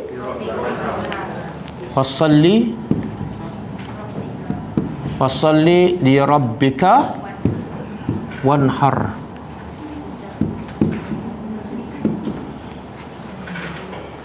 Cuba terjemah. Fasalli, maka solatlah. Solat untuk siapa? Mana solat mesti ikhlas, hanya kerana Allah. Lepas solat buat apa? Wanhar, sembelih. Bata ada sebagai ahli tafsir mengatakan ayat ini khusus untuk hari raya haji. Lepas solat korbankan. Jadi nusuk, makna ketiga apa tadi? Sembelihan. Sesungguhnya solatku dan sembelihanku. Kenapa digabungkan solat dengan sembelih?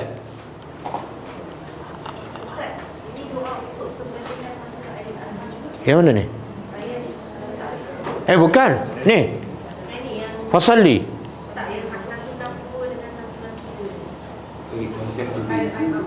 Yang mana ni?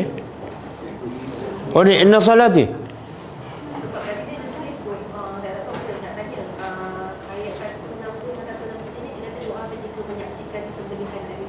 Tak. Ini doa iftitah aja. Siapa yang cakap tu? Bukan. Okey. Soalan saya tadi, kalau kita ambil nusuk, makna yang ketiga itu sembelihan kan? Sesungguhnya solatku dan sembelihanku. Kenapa sembelihan tu macam penting sangat disertakan dengan solat? Ialah ibadat. Yang lain pun ibadat juga. Zakat. Sebagai bukti. Bukti apa? Kita nak dekatkan Bukti iman. Dia sembelihan ni satu boleh masuk dalam bab infak. Kan? Infak, Sedekah. harta yang kita sayangkan. Sebab tu bila kita buat korban, kita pilih kambing yang murah ke yang paling mahal?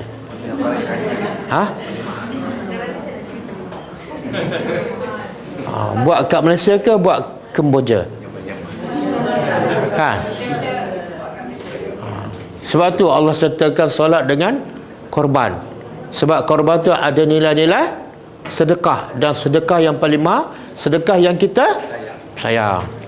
Satu. Yang kedua, Allah nak beritahu solat hubungan dengan Allah, sembelihan hubungan dengan manusia. Disunat tak sebahagian daging korban dibagi pada orang miskin? Itu hablum minan nas. Islam mesti ada dua. Kalau dia solat sorang-sorang, korban makan daging sorang-sorang, itu bukan Islam yang lengkap. Dia hanya ada hablum minallah. Boleh faham? Okey.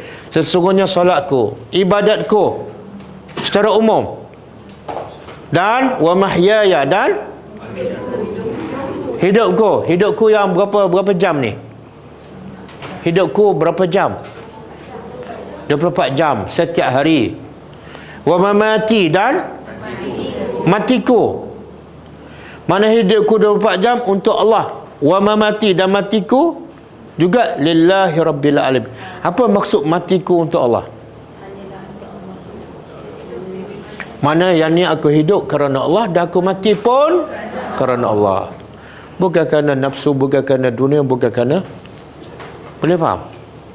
Sebab itulah ulama kata doa iftitah yang kita baca dalam solat tu, tolong-tolonglah muhasabah diri.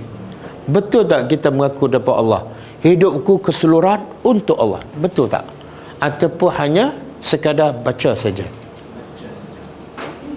Cuba cek daripada pagi sampai malam. Betul tak kehidupan kita daripada pagi sampai malam kerana Allah aja? Makan kerana Allah, nikah kahwin kerana Allah, beranak kerana Allah, beli rumah kerana Allah, kerja kerana Allah. Betul ke? Betul ke tak? Kalau tak betul, jangan baca doa iftitah ni, baca doa iftitah lain. Sebab bila kita baca tapi tak buat, kita apa? Hipokrit. Apa dia? Baca, pilih, ambil doa iftitah lain. Ya, banyak doa iftitah lain, banyak. Antaranya Allahumma ba'id baini wa baina khataya kama ba'adta bainal masyriq wal maghrib. Saya jarang baca ni, betul? Saya banyak baca doa iftitah. Ini doa iftitah yang diajar oleh ustaz-ustaz kan. Dan doa iftitah yang kita baca dalam solat sebenarnya gabungan daripada dua hadis, dua doa yang berbeza. Dan hadis ni yang kita baca tak habis. Kita mula baca start apa dia? Allahu Akbar kabira. Itu hadis lain tu. Yang ni bermula apa? Wajjahtu. Itu hadis lain. Tapi kita gabung. Lepas tu tak faham pula. Tak betul sampai solat Allahu Akbar kabira walhamdulillahi katsira wa subhanallahi bukratan wa asila. Sampai tu je. Tengok bila kita beribadat hanya ikut-ikutan, betul tak? Akhirnya 20 tahun, 30 tahun kita tak rasa kelazatan beribadat. Bahkan rasa bebanan kan?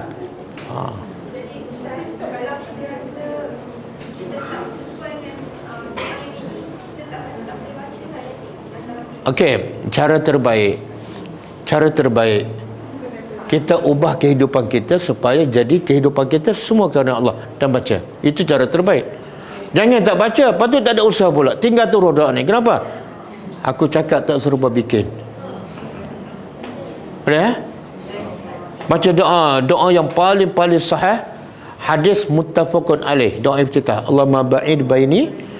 Cantik doa tu, cantik. Sekali-sekala baca itu, nampak dah okey, baca doa ni.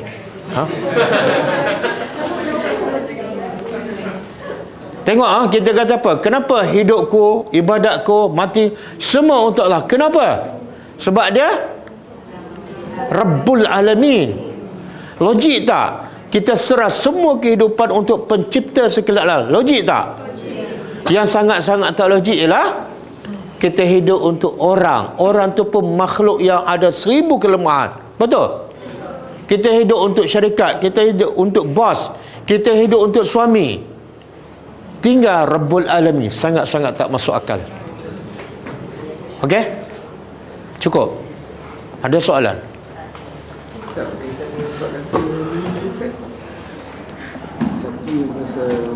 Soalan apa? Boleh tanya soalan semula. Ayat soft tu, ayat 2 dengan 3 tu. Okey, ada soalan Okey. Ada soalan. Kita belajar minggu lepas surah Saf. Wahai orang beriman, Allah kata, jangan kamu cakap apa yang kamu tidak buat kan. Okey. Soalan dia,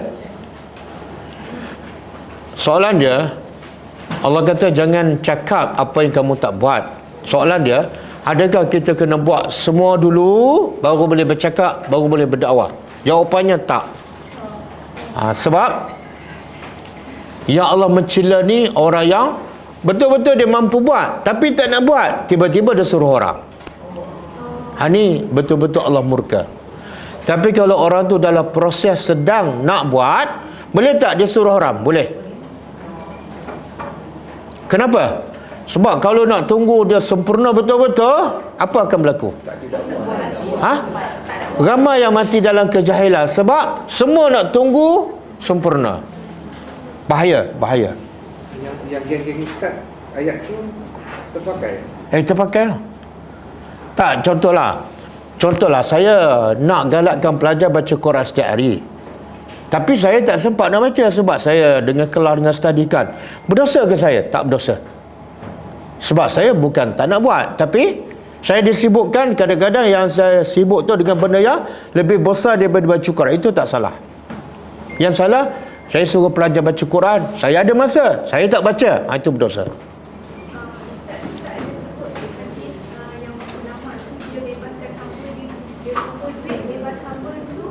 Ya.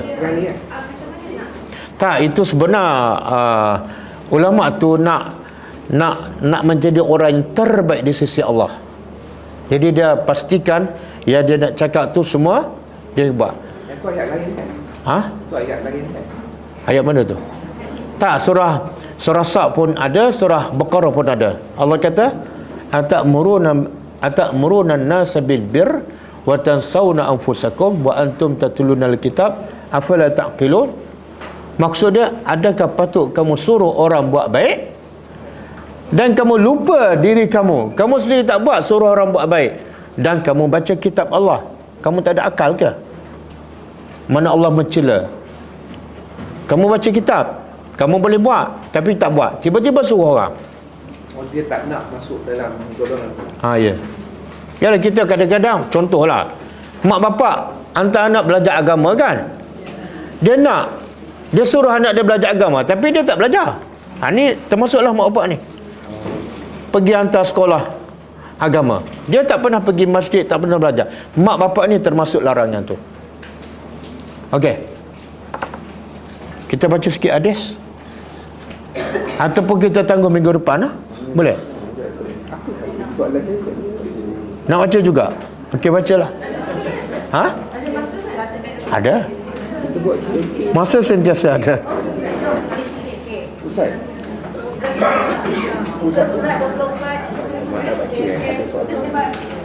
Apa soalannya? Pasal hamba. Mana discuss dengan kawan yang Kelantan. Hamba saya ni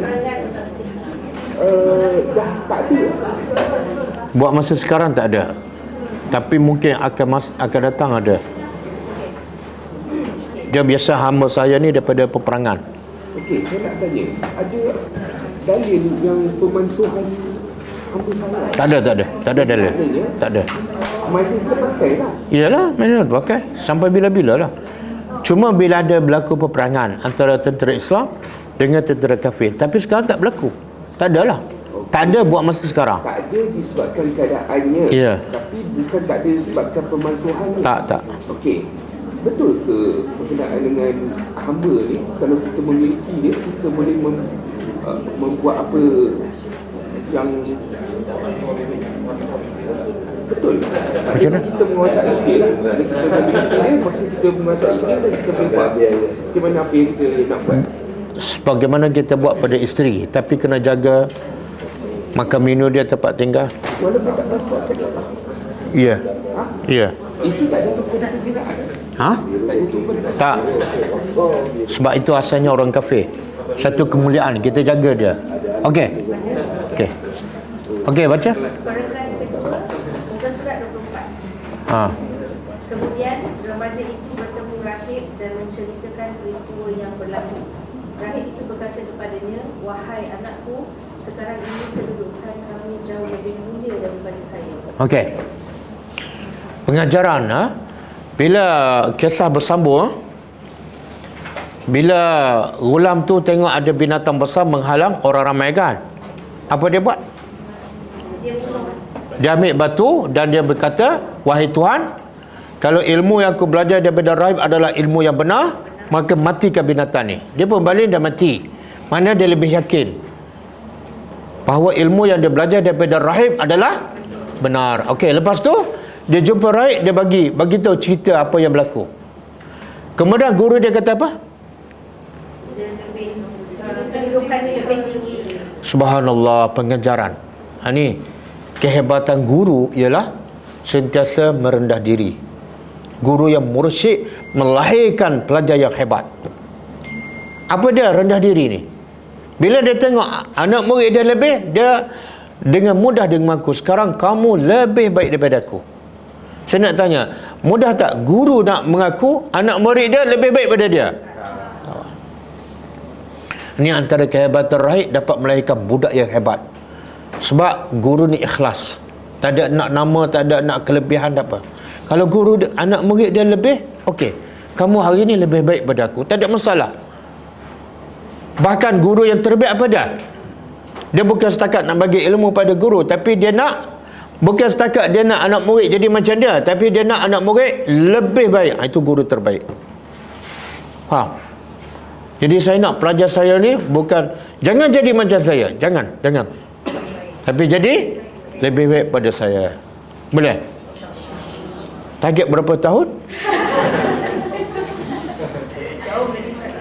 Jauh, ya Allah. Saya dah lah umur tak lama dah. Kelas tak ada cancel Ustaz dulu.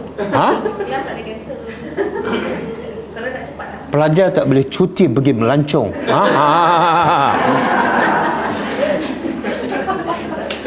Baru fair kan?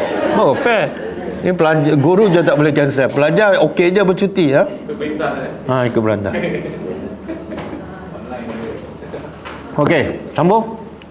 Berdasarkan pemerhatian saya, selepas ini kamu akan mengalami pelbagai cubaan. Sekiranya kamu mengalami cubaan itu, jangan kamu ceritakan yang kamu belajar dengan saya. Subhanallah. Berendah diri. Tengok guru mursyid, bila dia ajar kebenaran, kebenaran ni mesti akan ditentang. Kebenaran bukan dipuji, bukan ditatang. Bukan kerana kamu bawa kebenaran kamu akan jadi selebriti. Tak ada. Jadi daripada awal lagi guru ni faham, bila yang kamu bawa ni benar. Bila kamu bawa benar, apa dia? Kamu akan ditentang. Tengok guru ni cukup faham. Daripada awal lagi dia ada set mindset budak ni. Kamu dah dapat ilmu kebenaran, tapi jangan seronok. Sebab kamu pasti akan ditentang. Boleh faham tak? Sebab itulah bila budak ni diberitahu awal-awal oleh guru dia, kamu akan ditentang, kamu akan diuji. Bila datang ujian, okey tak budak ni? Kenapa? Dia dah prepare dah. Faham tak? Macam kita kan, kita belajar fiqh, belajar macam-macam, tapi tak belajar, tak ada buat Al-Quran. Tak ada cerita pasal kelebihan musibah, kelebihan sabar, tak ada. Tiba-tiba kita diuji, kita mengamuk. Betul tak? Sebab mindset kita tak bersedia untuk hidup susah. Faham tak? Sebab itulah Nabi, daripada awal lagi Allah bagi tahu. Kan Nabi bila terima wahyu, Nabi jumpa siapa? Waraqah bin Naufal. Apa Waraqah bin Naufal cakap pada Nabi? Yang kamu bawa ni adalah yang Nabi Musa bawa. Dan tak ada seorang pun Nabi bawa sebagaimana yang kamu bawa, melainkan pasti kamu akan dimusuhi. Ayat pertama. Hari pertama lagi Waraqah bin Naufal bagi tahu Nabi, tak ada siapa yang bawa mesej ini melainkan mesti dimusuhi. Kemudian Waraqah bin Naufal cakap apa? Alangkah baiknya kalau aku umur panjang dan aku akan tolong kamu ketika kamu diusir. Nabi lagi terkejut. Aku bawa benar-benar diusir. Kata Waraqah, ya, kamu akan diusir. Sebab itulah bila Allah perintah Nabi hijrah, senang je. Kenapa? Dah bagi warning Dah bersedia dah. Faham tak? Makna saya pun pelik. Macam mana dia cerita kebenaran tapi dipuja. Bila orang tak puji, dia merajuk. Sebenarnya itu bukan kebenaran. Faham tak? Maaf saya cakap, kadang-kadang cakap pasal agama jadi selebriti. Saya pun pelik. Yang layak jadi selebriti Nabi, betul. Tapi Nabi pernah tak jadi selebriti pada kaum dia? Tak, jadi musuh. Jadi bila bawa kebenaran, dipuja, ditatang, macam ada sentirong. Betul tak? Ustaz, kalau Sebab tu orang tak jemput saya masuk TV. Saya dah tahu dah. Ada sekali dia jemput, perasan tak? Sekali dia jemput saya. Tak, main Quran Time. Dia jemput sekali, lepas tu tak jemput dah. Saya dah agak dah. Inilah ujian. Betul. Bila kita cakap lain sikit, ada lain dah. Sebab biasa rancangan agama di TV ni bukan nak cerita kebenaran, hanya nak penuhkan soal. Kalau betul nak cerita kebenaran, yang pertama kena berubah bukan penonton, penebrik tu. Faham tak? Kru kat depan tu. Kalau betul lah nak cari kebenaran, betul tak? Ini kru pun macam tak faham agama je. Betul? Kalau berjumpa ustaz ataupun guru kita yang lari pada ciri-ciri yang macam-macam ni, kita nak adjust ke, ikut juga ke, atau cuba cari guru lain ke?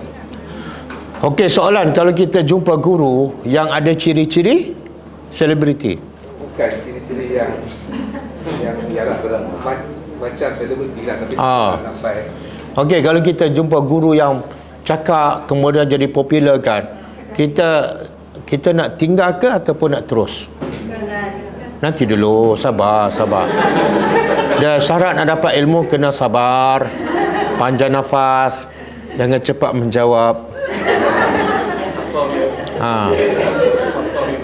Okey. Nabi kata al-hikmatu dalatul mu'min. Hikmah iaitu ilmu kebenaran adalah barang orang beriman yang hilang.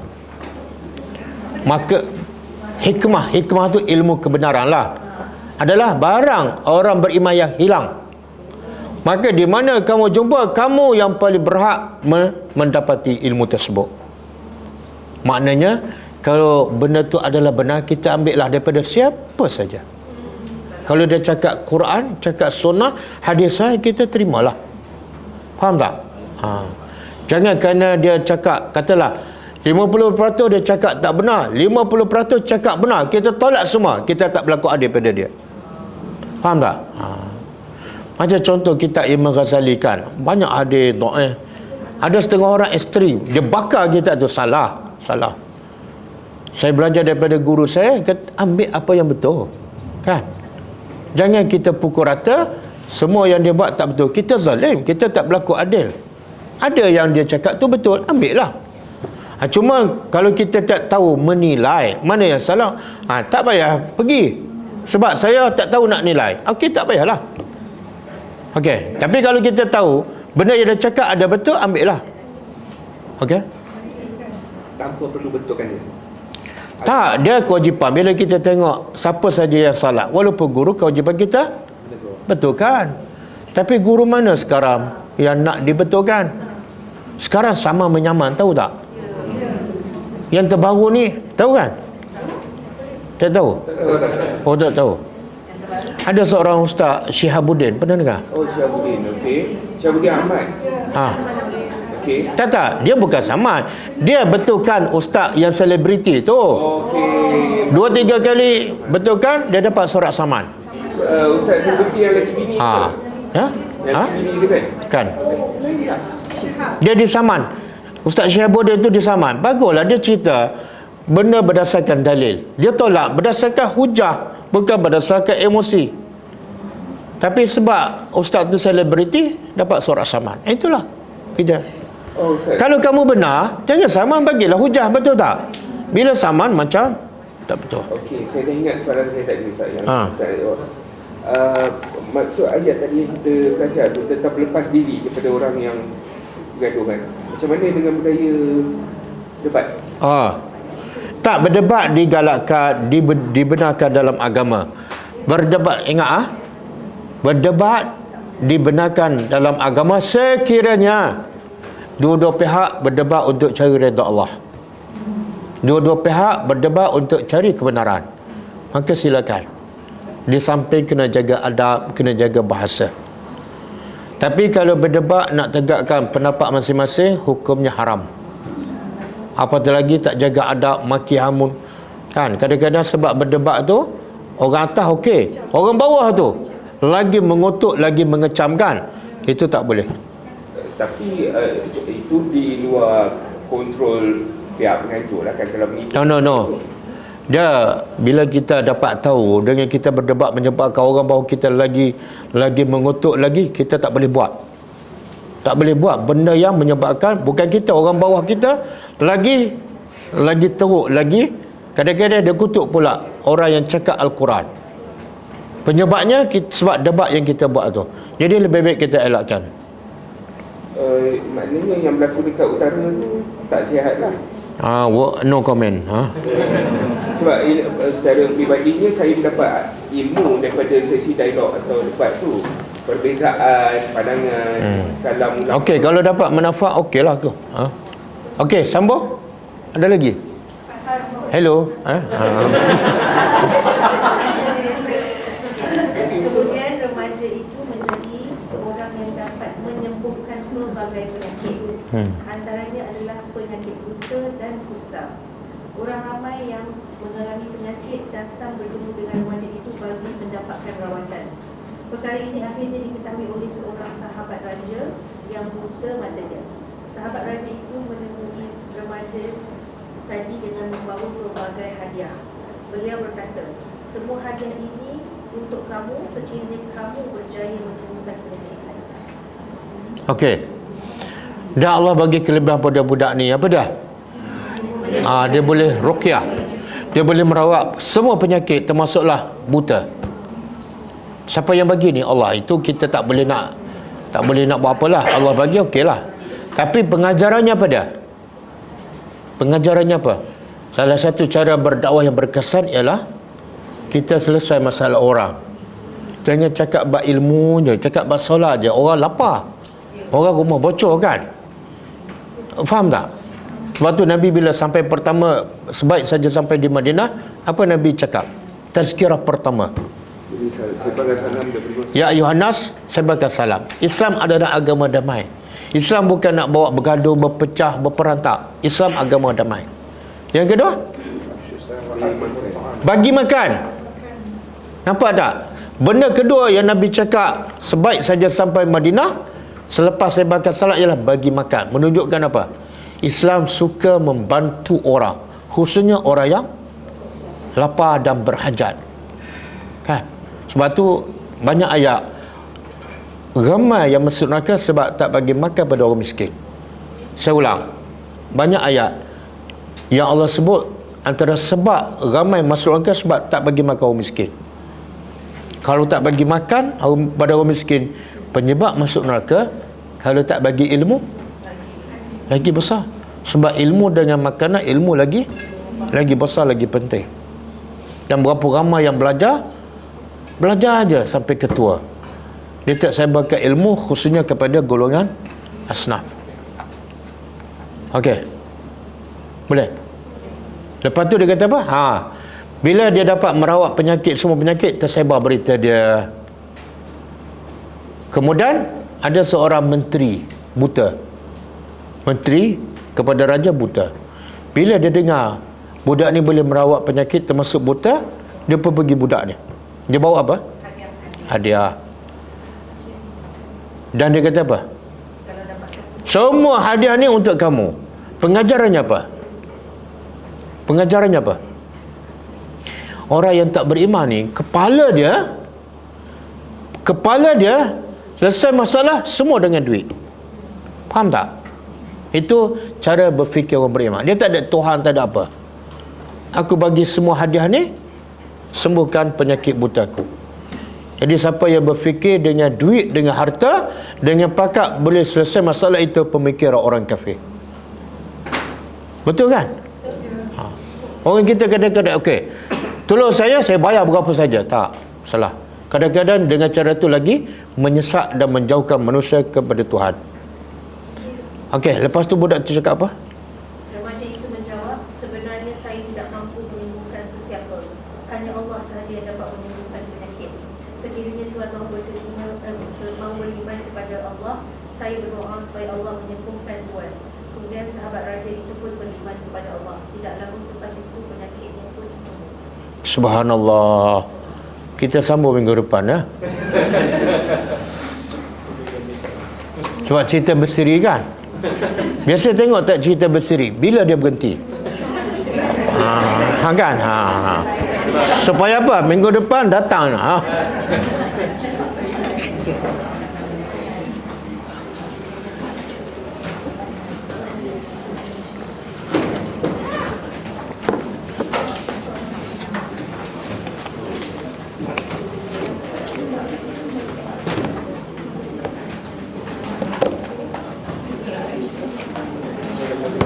InsyaAllah kita jumpa minggu depan.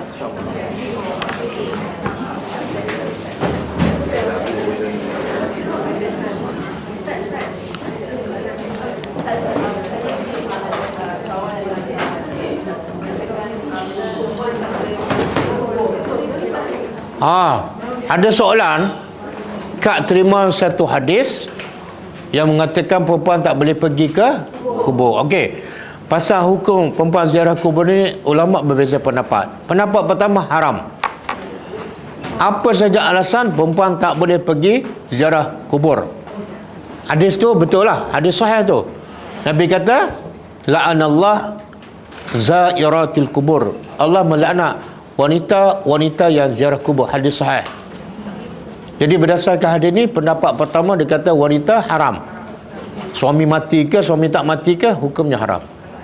Okey, pendapat kedua mengatakan makruh. Habis hadis yang Nabi melaknat, dia kata itu peringkat awal. Peringkat awal Islam sampai kepada orang musyrikin, mereka tak boleh terimakan musibah. Jadi bila pergi ke kubur menangis, tanpa pipi, koyak baju, maka ketika itu Nabi kata jangan pergi. Tapi bila akidah mereka dah mantap, boleh terima takdir, masa itu dibenarkan. Tapi jaga adab, jaga akhlak, jaga pergaulan. Okey? Ada dua pendapat lah. Mazhab Syafi'i makruh. Kalau anda semua mazhab Syafi'i, jangan pergi. Kalau tak ada juga satu pendapat. Dia kata bukan makruh, bukan haram, tapi dengan satu syarat. Sebenarnya syarat ni lah tujuan Nabi benarkan semua orang pergi ziarah kubur. Satu tujuan ni, mengingatkan kamu pada akhirat. Kita lara, hati keras, solat pun malas, pergilah ke kubur, lembutkan hati. Jangan pergi hari raya. Pergi hari raya tak insaf. Seronok lagi adalah siap bawa Pepsi kan.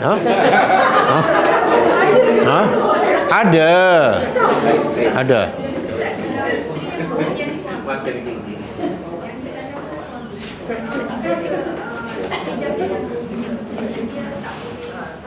Kalau suami yang meninggal, perempuan, kalau ikut hukum pertama, pendapat pertama, memang tak boleh pergilah. Kalau kita ambil pendapat yang mengatakan makruh ataupun dibolehkan, maka kalau suami meninggal, hukumnya tetap haram. Sebab bila sebaik saja suami meninggal, maka berlakulah tempoh iddah kepada suami. Tak boleh keluar rumah 4 bulan 10 hari. Kecuali bila ada keperluan. Pergi ke kubur bukan satu keperluan. Dia nak pergi kerja, sebab kalau tak bekerja tak ada rezeki kan, itu boleh bekerja, tapi tak boleh berhias. Kalau nak pergi pasar beli barang balik, jangan lepak kedai mamak. Okey. Anak perempuan ruling tak kena ruling. Tak. Yang edahnya isteri je.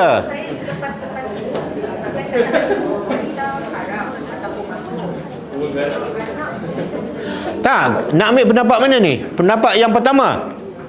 Pendapat pertama semua haram lah.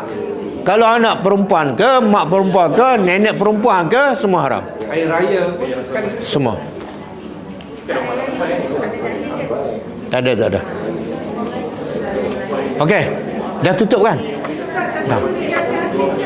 Ha?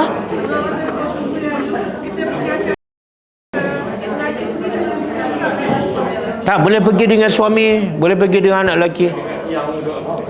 Waktu terbaik ziarah kubur bila? Malam pukul 1 pagi. Jadi suami pergi hantar isteri, tinggal kat situ. Ya, betul. Nabi biasa ziarah kubur tengah malam. Dalam satu hadis, pernah satu ketika Aisyah sedar-sedar Nabi tak ada, tengah malam. Nabi pergi mana? Aisyah dah cemburu dah. Ini mesti pergi rumah madu sebelah ni. Tak betul? Maka bila Nabi balik, Nabi beritahu, aku sebenarnya pergi ziarah kubur bila? Tengah malam. Jadi sunnah Nabi ziarah kubur. Kenapa? Sebab waktu itulah yang paling menginsafkan. Ini pergi siang hari raya, mana nak insaf? Okey, cukup jangan saya tutup majlis kali kedua. كتاب الله ترق جنانه وتنى العظيم